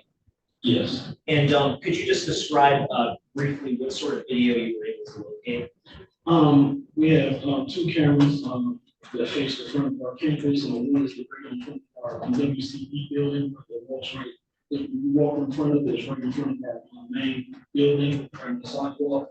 We have another thing on the camera angle that's on behind our general office building, a GO building that looks down over the Circle Park area.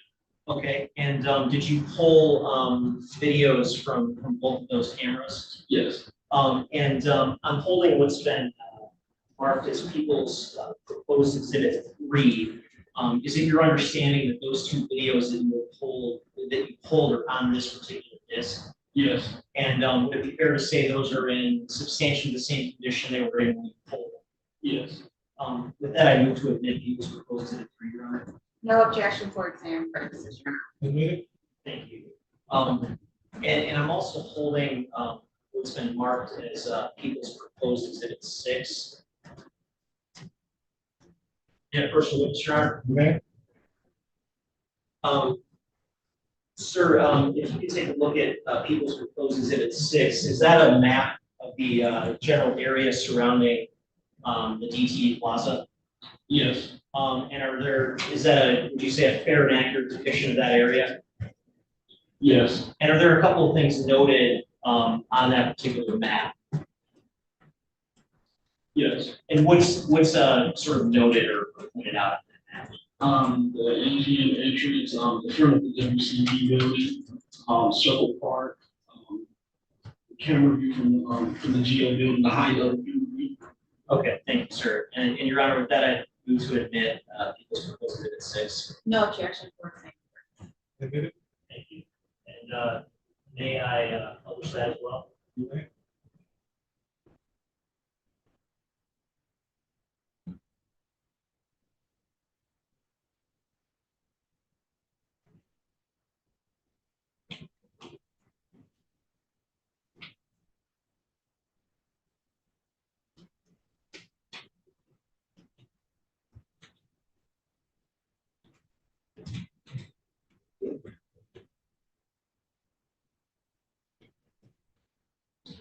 Okay, and if we look at exhibit 6, starting with the sort of first arrow at the top, where is that pointing to? The DT high camera view, that is, it's a PTZ, and it's generally pointing towards the Circle Park, which is now, with the crop circles, per se, the park right there, that's what it's pointing in that general direction. And the next arrow down, is that the sort of area of the assault that was captured on video? Yes. And then the next arrow below that, where it says DTE low camera view, what does that point to? That's the right in front of the building, the circles right with the WCB building. Okay, and then the arrow below that, where it says MGM entrance, what is that? Yes, MGM. Okay.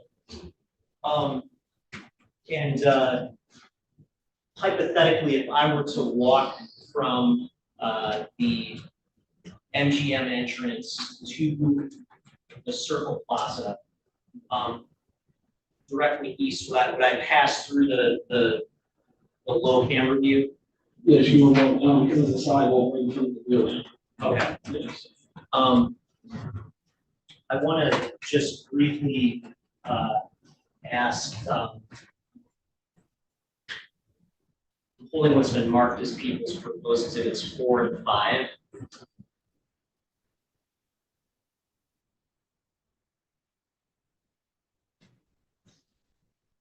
The encroacher. Okay. Are these screenshots taken from the low camera view video? Yes. And do these both show certain people walking across that area at the times reflected on the photographs? Yes. Okay. and these fairly inaccurately depict what's actually on that video.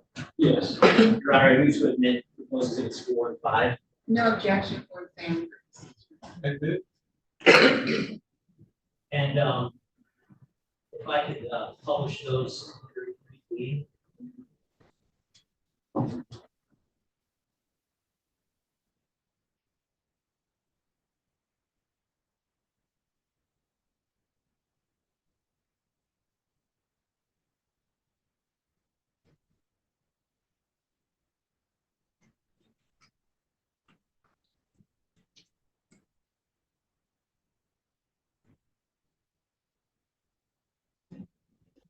Okay, starting with exhibit 4. So what's the time reflected on this? If you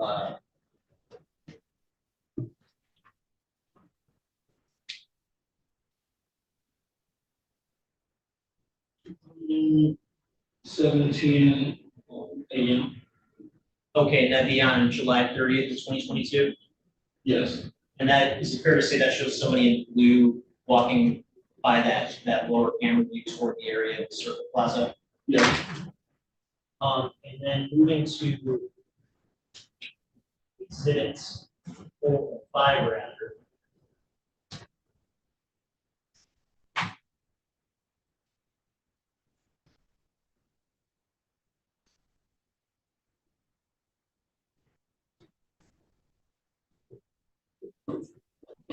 What's the time reflected on that particular screenshot? 7:12 a.m. Okay, and do you, I guess, do you have any reason to believe that the times on these particular screenshots from the lower camera video are inaccurate? No. Okay, and is it your understanding that there's a little bit of a timing difference between this video and the higher view video? Yes. Okay, and do you know do you have any understanding of why there might be a timing difference between those 2 videos? Yes, both of those cameras are on 2 different servers. And we have it's a separate server that just only does just takes care of the timing for any device on campus. So if for any reason one server were to lose connectivity for a short period of time, all it does is fix the time, so it doesn't check the actual footage. Okay, but is it fair to say there's a little bit of a timing difference between the 2 cameras? Yes. Okay.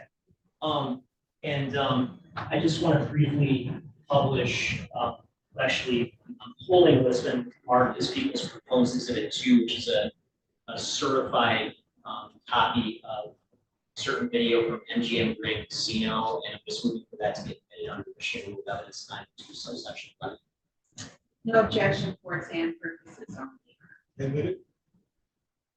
And there's just one brief portion of this that I'm going to try to publish.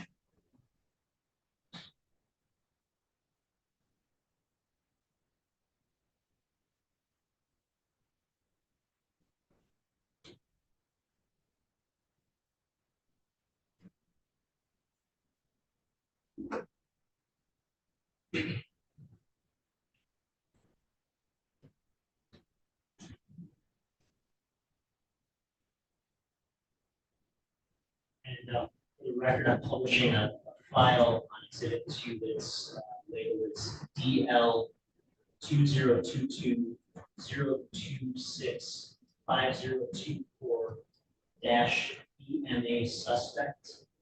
A subfile that is labeled operator 3E. I'm going to start at timestamp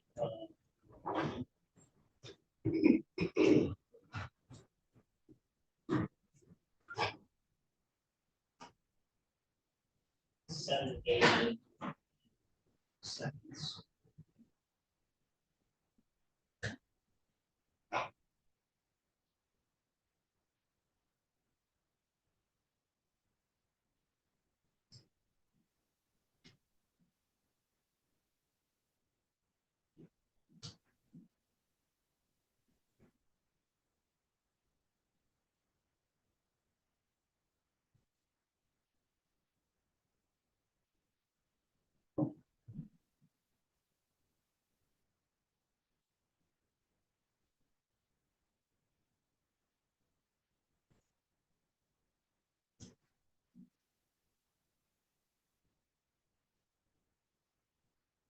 skip ahead a little bit.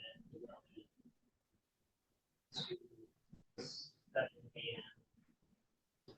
7 a.m. 30 seconds.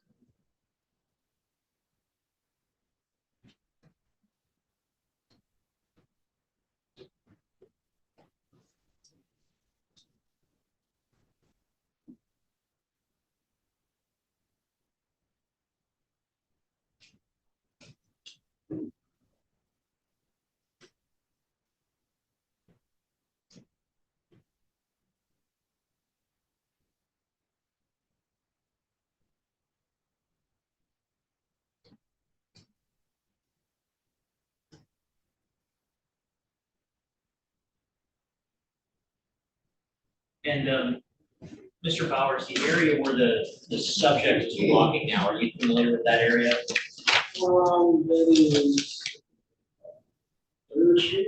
Third Street, okay. And is that the street that divides MGM Grand and DTE? Yes. Okay.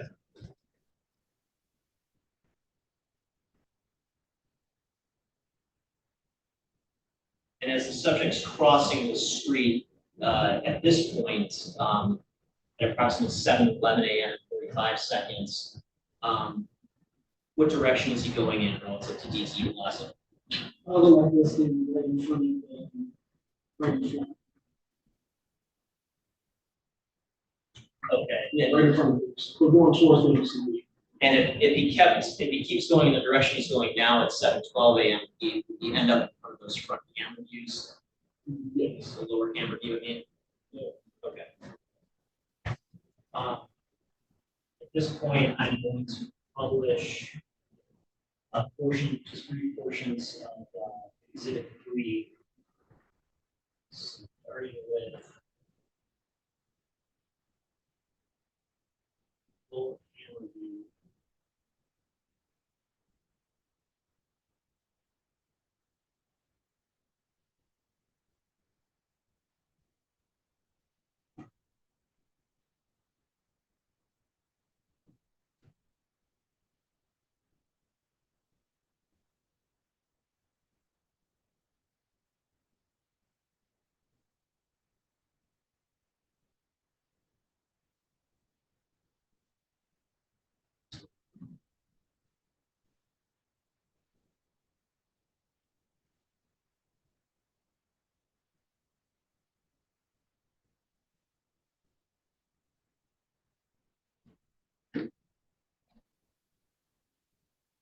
Okay, starting at the 7:10 a.m. in 25 seconds.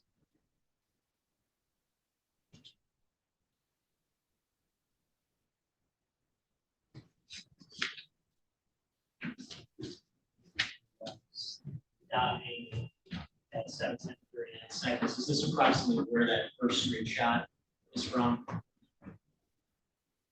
Yeah. Of the individual in blue and you'd be walking toward DT Plaza? Yes. Okay. And then I'm gonna skip ahead to 7:12, 37 seconds.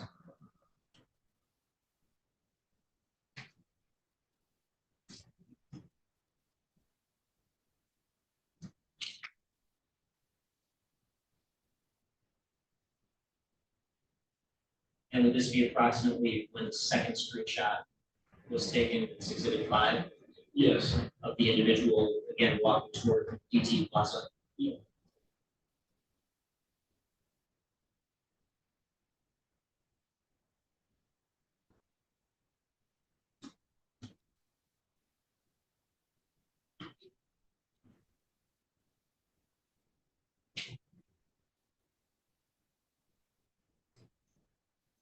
So again, as he goes off the screen, what direction is he heading in?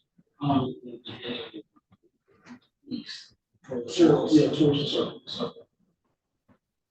I'm not gonna publish the higher view video. It's part of Exhibit 3.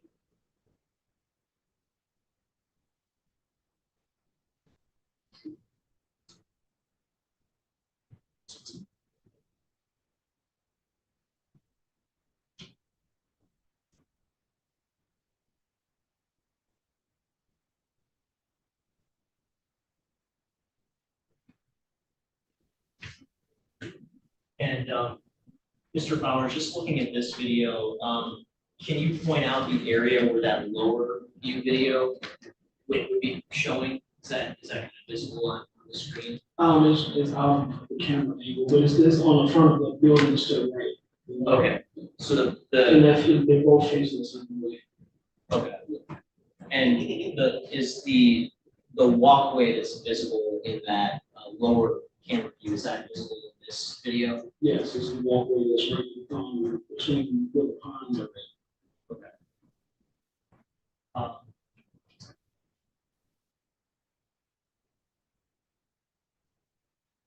just wanted to,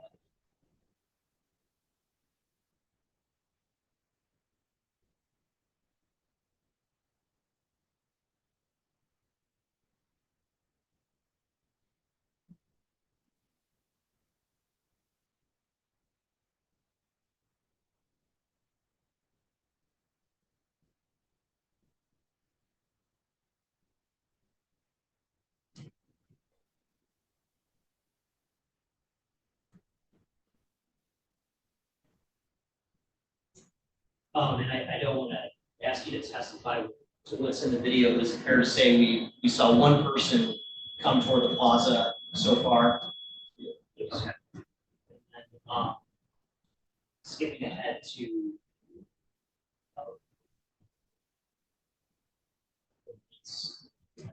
that.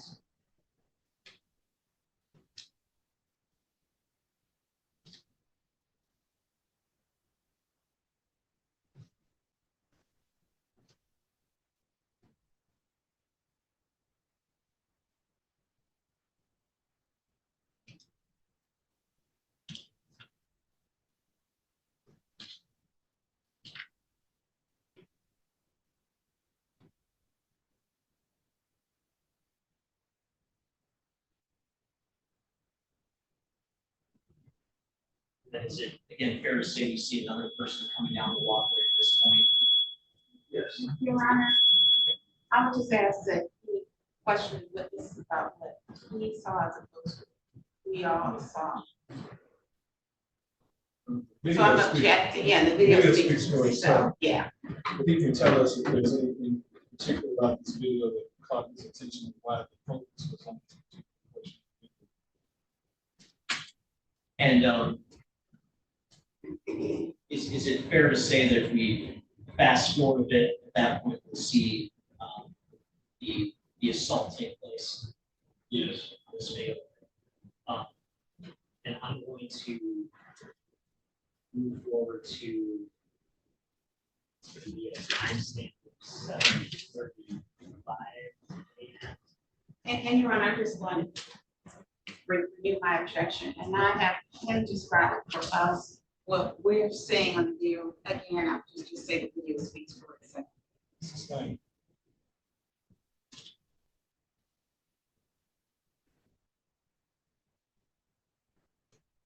Starting again at 7:35.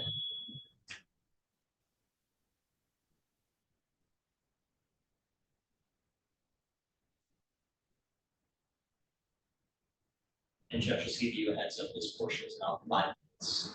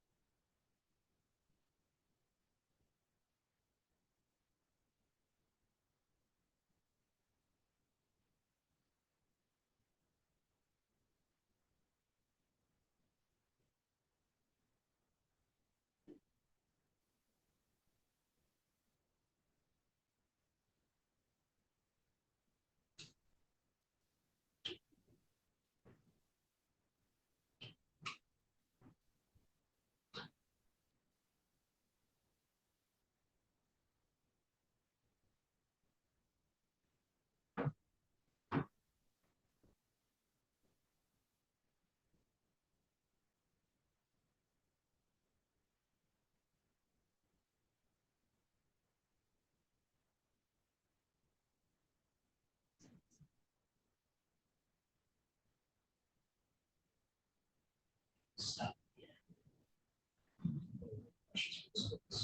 Cross exam. Thank you, sir. You may step.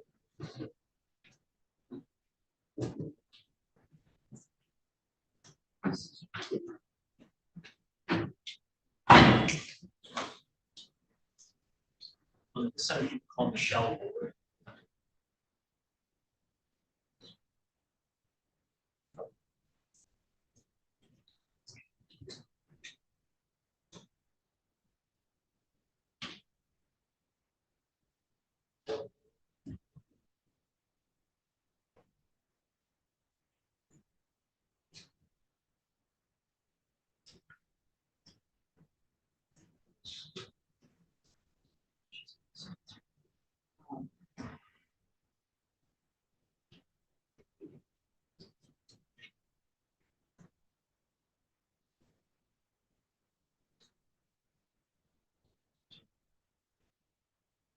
Ma'am, please step forward, give your name and spelling to the young lady seated there.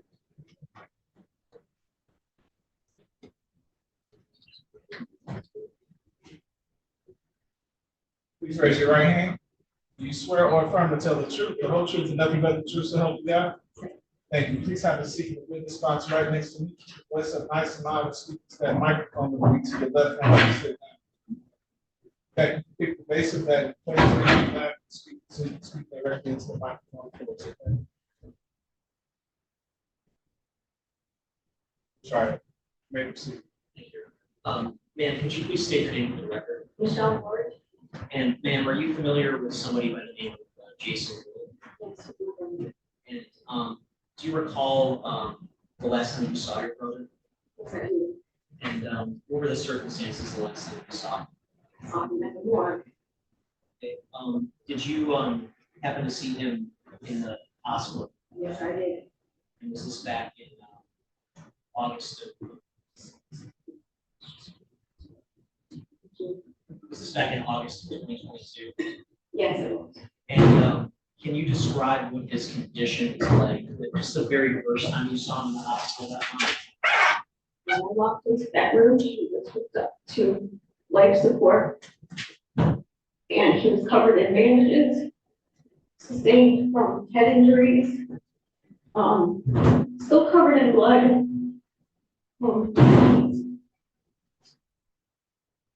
And And, Dan, I'm holding, what's been entered as people's exhibit for Matt Fisher. You may. The gentleman in this, picture is very, recognizes that person. That's Jason. Yeah. Nothing further. Cross examine. I have no further questions.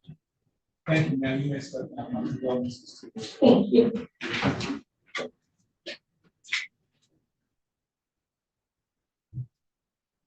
And you're right. May I ask if Ms. Ford wishes, if she can stay? I have any objection.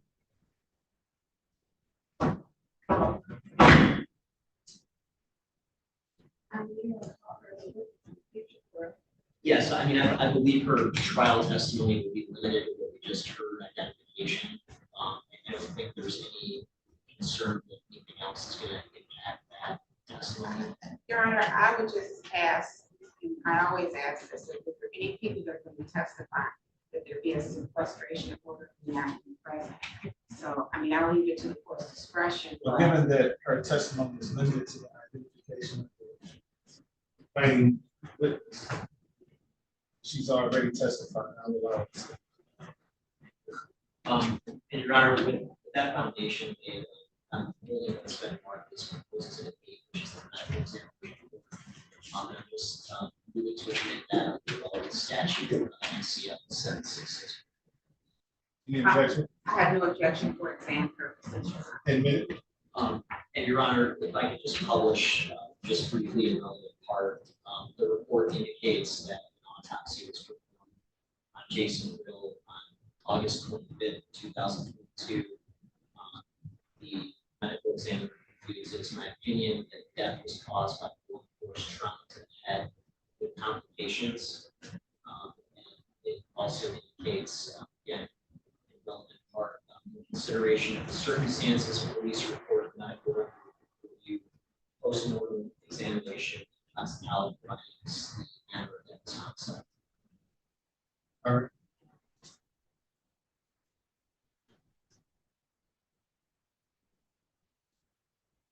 And with that, Your Honor, we will call Officer Varela.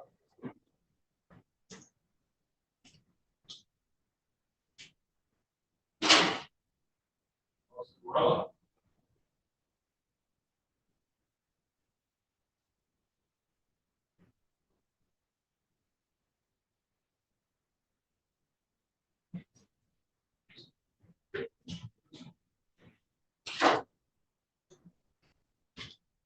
Sir, please give your name and spelling to the court report. Corporal Scott.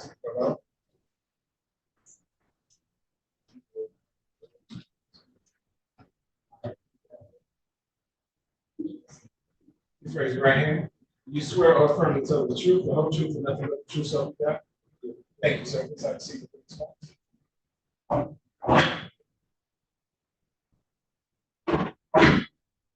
Maybe you can ready. Sir, could you please state your name for the record? Corporal Scott. And sir, what do you do for a living? Police officer. Okay, and where are you currently assigned? In operations. And what was your assignment back in July of 2022? I was assigned to MGM Casino. Okay, and I want to take you back to July 29th of 2022. Did you have an opportunity to be at MGM Casino that day? And were you involved in a report involving an alleged assault that day? And that was at the casino, allegedly? Okay. And were you alone or working with a partner? I was looking at Corporal Johnson. Okay, and did you investigate the allegations that were brought to your attention? Yes. And as part of your investigation, did you come into contact with a particular individual? Yes. Could I guess you just describe where you came into contact with that individual first? Well, first of all, we got notified by security that somebody had been assaulted. while en route to Sergeant Lieutenant, we were advised that surveillance saw the jump water was actually out of ballet. So we never talked to the lieutenant, straight to the subject. Okay, and just to be clear, this is different from the DTE assault that happened the next day. That's the subject of this. I want to show you briefly a portion of video that's been marked or been admitted as Exhibit 2.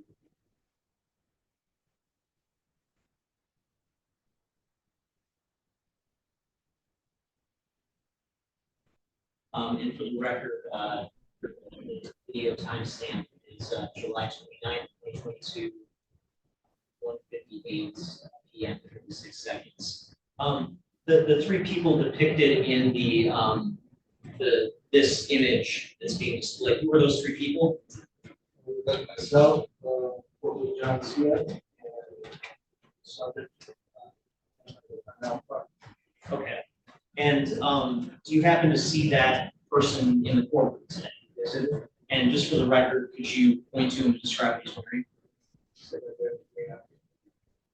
Thank you. And as a result of the information you had at this particular time, was he taken into custody for any prolonged period of time? Okay. And approximately how long was he detained? Okay. And then was he released at that point? Yes, the complainant had and so yes, the first charge. So okay. And this was July 29th, 2022. Yes. Okay. Thank you. Nothing further. Cross-examine. Good afternoon, Officer Burrell. You've indicated that you were directed to this person by security, correct? Yes. Okay. Did you review any video footage of an assault taking place? Okay. Is there any video footage? I don't believe so. It happened in the bathroom. Okay. I would say. Okay. And you never spoke to the person that was the alleged complainant, correct? I saw him being treated. I didn't hear you. He was being treated. We saw him. But we didn't make contact. Okay, so you didn't question. Okay. I have no further questions. Any bigger? No, Your Honor. Thank you. Thank you, sir. You may step. Your Honor, the final witness will be very brief. Is Michael Watkins. I think he is in. Mr. Watkins.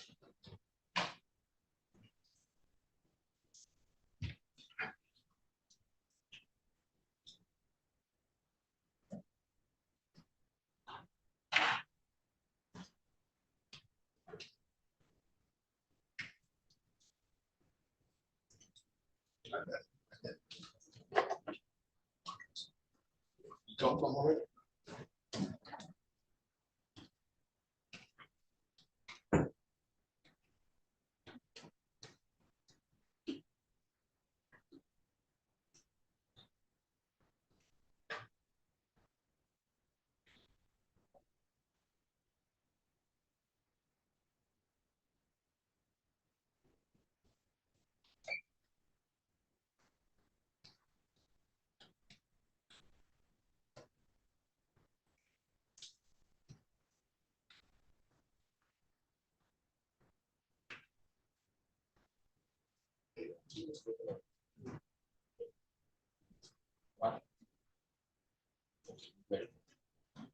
Thank you.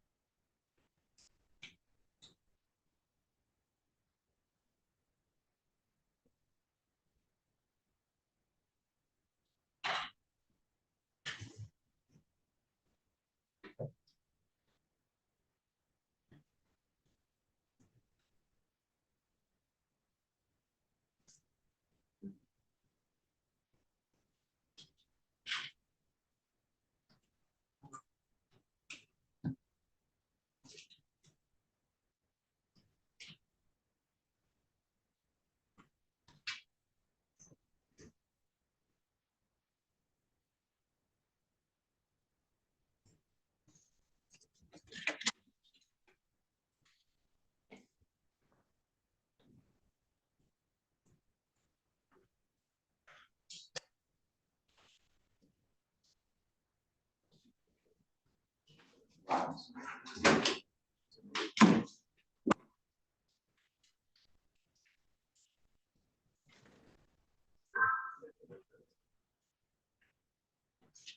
please give your name and spelling to the young lady, see there.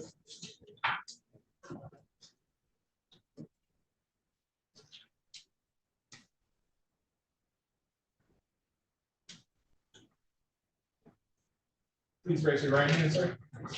Swear or affirm to tell the truth, the whole truth, and nothing but the truth, so help you God. Thank you. Please have a seat. Witness box right there. I'm gonna help you out with the microphone there. And place it in the lap so you can speak directly into it. You're ready. Sir, could you please state your name? And sir, are you familiar with somebody by the name of Darnell Clark? Yes, I am. And how were you familiar with that? Stabbed me 6 times. Okay, before that incident, was there some sort of relationship you had with him? I've known him for years. I was with his mom. Okay, and do you see Mr. Clark? Yes, I do. And just for the record, could you describe it? Green, second green. Your Honor, the record what is. Sir, I want to show you just an image that's already been admitted as exhibit 2.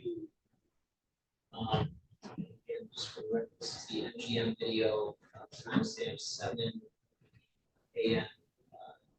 9 minutes and 28 seconds for July 30th. Are you able to see the individual in that image? You recognize an individual? Yes. Who is that individual? Darnell Clark. Okay, thank you, sir. Cross-examine. All right, thank you, sir. You're all set.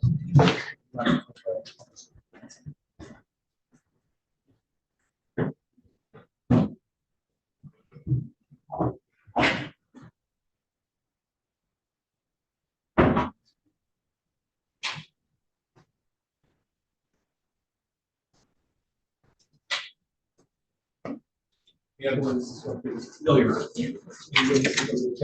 No, Your Honor. Your Honor,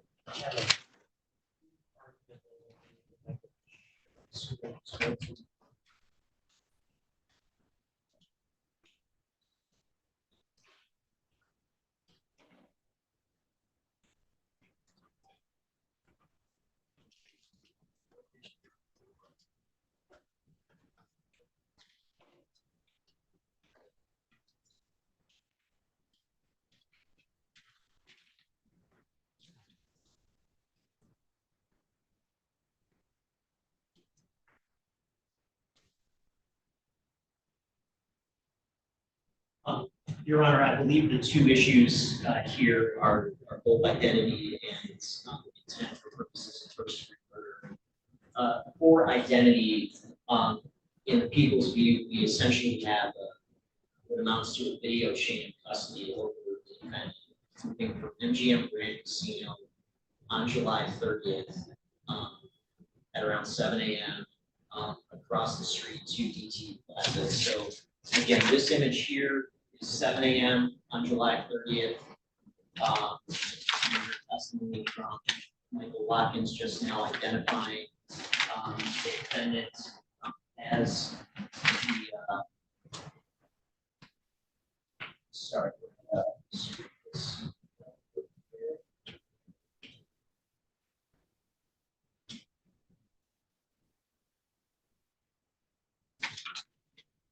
We have testimony from Michael Watkins again identifying the defendant as this individual who was footage. Again, moving from the MGM casino lobby across the street. We have testimony from Corporal Rolla, who indicated that he had interaction with the defendant, who saw in video the previous day, was dressed the same way, wearing the same outfit. And then, you know, at 7:10, we have the victim moving across that lower camera view. The arrow showing the direction he's moving right toward the plaza, right toward the ultimate area of the assault. right behind him at around the same time. Again, we have the defendant crossing the street, crossing Third Avenue, eventually heading in that same direction.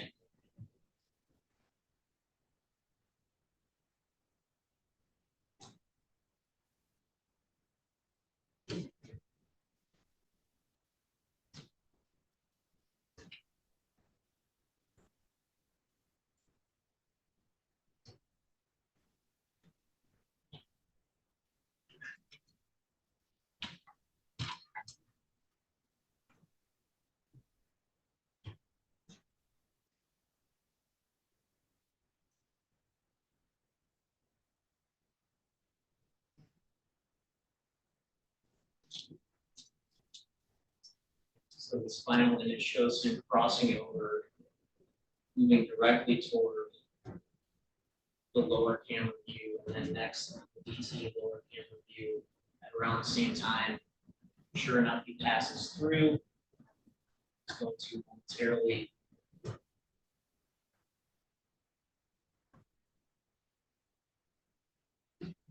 so he passes through and he goes into the circle park. And then if you were to kind of fast forward through the video, which I did here for purposes of the presentation, you can see that there's only two subjects during the relevant time in the view of the circle park, both coming from the same area where we just saw the victim and the defendant come from that sidewalk way on the right. You see that there's some interaction where they appear to be standing with each other, talking for something over 20 minutes without incident. And then after that, we have what in this same area is just a totally one-sided beating for 5 minutes. You can see at some points during that beating, although the video obviously is not high quality, you can see during that beating that there are times when the victim is essentially trying to crawl away, and the defendant still pummels him, kicks him, punches him for 5 minutes. And it's that amount of time and the total one-sidedness of this that in my mind makes the premeditation appropriate in terms of the murder charge here. And so if the court wants more time with the video or needs anything else, I'm happy to show or publish anything else that the court wants. But otherwise, I believe by a probable cause standard, there is probable cause that the defendant in a first degree premeditated murder should be found discharged. Thank you, Your Honor. As to the issue of identification, I would certainly have to say that whether or not the officer's identification is sufficient would depend on whether or not and by the officer, referring to Officer Varela, who was at MGM, would depend on whether this court believes that the person that Officer Varela saw the day prior to this incident is the same person that's depicted in the video. I would argue that the identification of the inmate that was brought in, Mr. Watkins, I would argue that I was waiting for him to provide additional identifiers, such as he recognized the clothes or something of that nature. That wasn't presented here, so I would argue that his identification of my client from that photo is negligible. As to the element of first degree murder, I don't have to tell this court what the elements are, that there has to be some showing that it was obviously premeditated, and that there was some intent to kill the person beforehand. I don't believe that that has been shown in this exam, nor do I believe that it is shown from the video. I would ask the court rather than relying on the narrative of the prosecution as to what the court is saying, I would ask the court to review the video. I would argue that the video as presented, it is not a quality video, certainly isn't sufficient to meet the standard of premeditated murder. And so I would, certainly there's a question of fact, but not as to first degree murder, there may be a question of fact if the court gets past the identification as to a homicide. I would just argue that I don't believe the facts as presented or the video substantiate murder in first degree. The defendant is charged with one count of first degree murder premeditated. As we all know, understand, and appreciate, there is no time that is really allotted for a person to be able to premeditate. It could be years, it could be months, it could be weeks, it could be days, it could be hours, it could be a matter of seconds. The court was presented with a video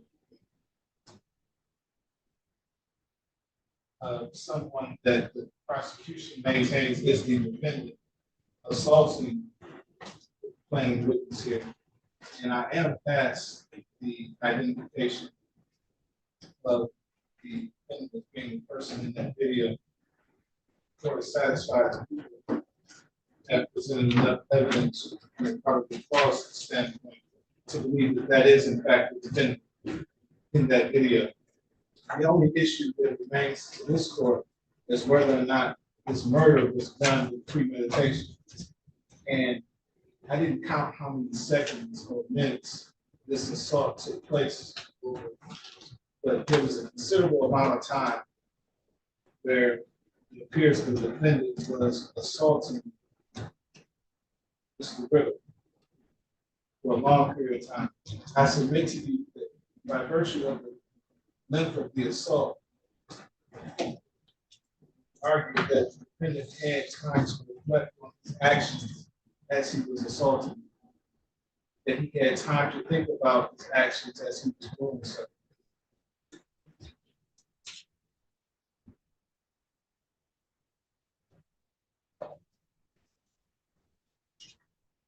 I don't know what precipitated all of this. I don't know if it was a robbery that precipitated it, or it was some angry words or hate-filled words that was exchanged between the two. I have no idea what precipitated it.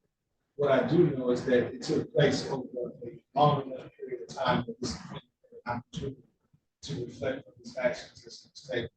As such, the court is satisfied with that the verdict probably cause as it relates to the charges contained in the court finds these charges were committed in the city of Detroit. The court finds probably cause this that will be bound over to Wayne County Clerk Circuit Court. Criminal Division proceedings. This arraignment only information date time February 20th, 2024, 9 o'clock a.m. And it will be remanded to the custody of the Wayne County Sheriff. Thank you, Your Honor.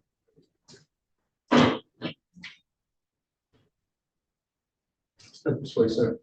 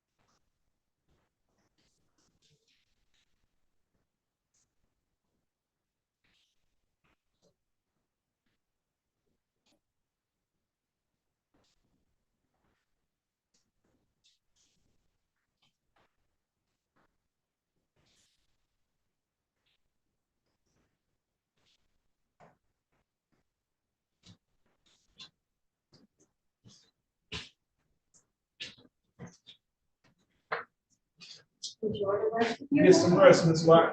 Get some rest. I'm gonna try. I start a trial tomorrow, so I doubt it. Okay. Have fun with that. How you doing, Mr. Elson? Take care. Thanks.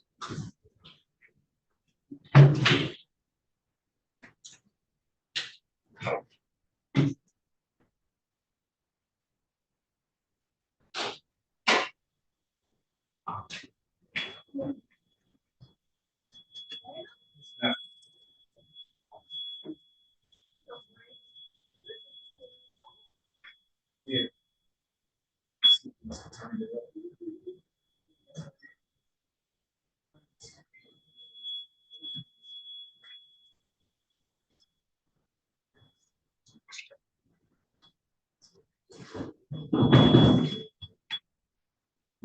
Why don't?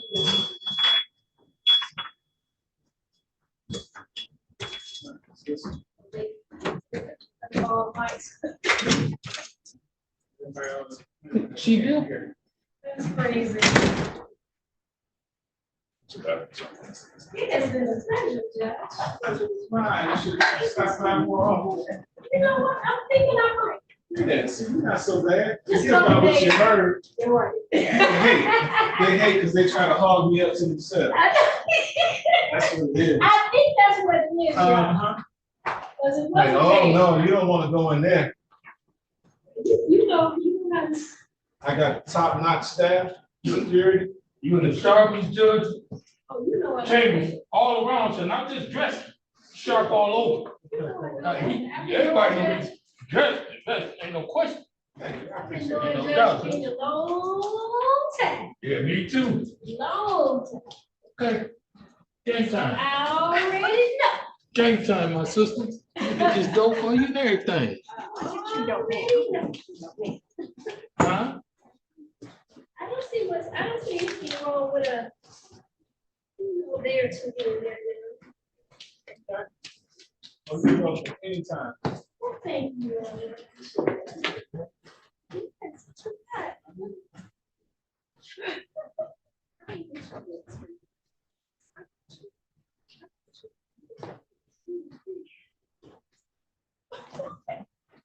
That's the only reason why I'm full court president. I see.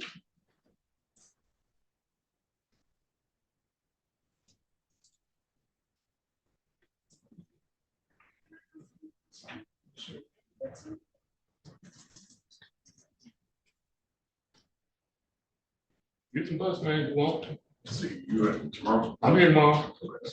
All right, man. Hey, lock the door for me, big dog. The last two cases they were challenged.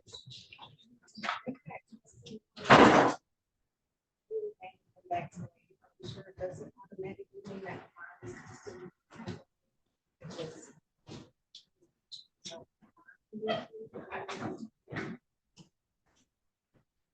Say that again.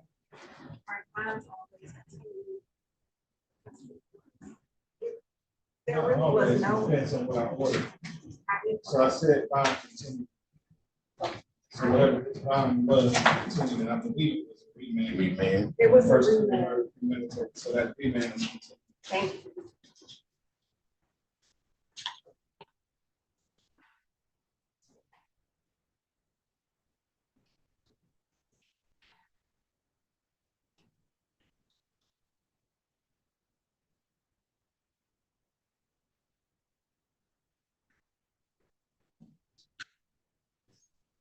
System is pretty shaky.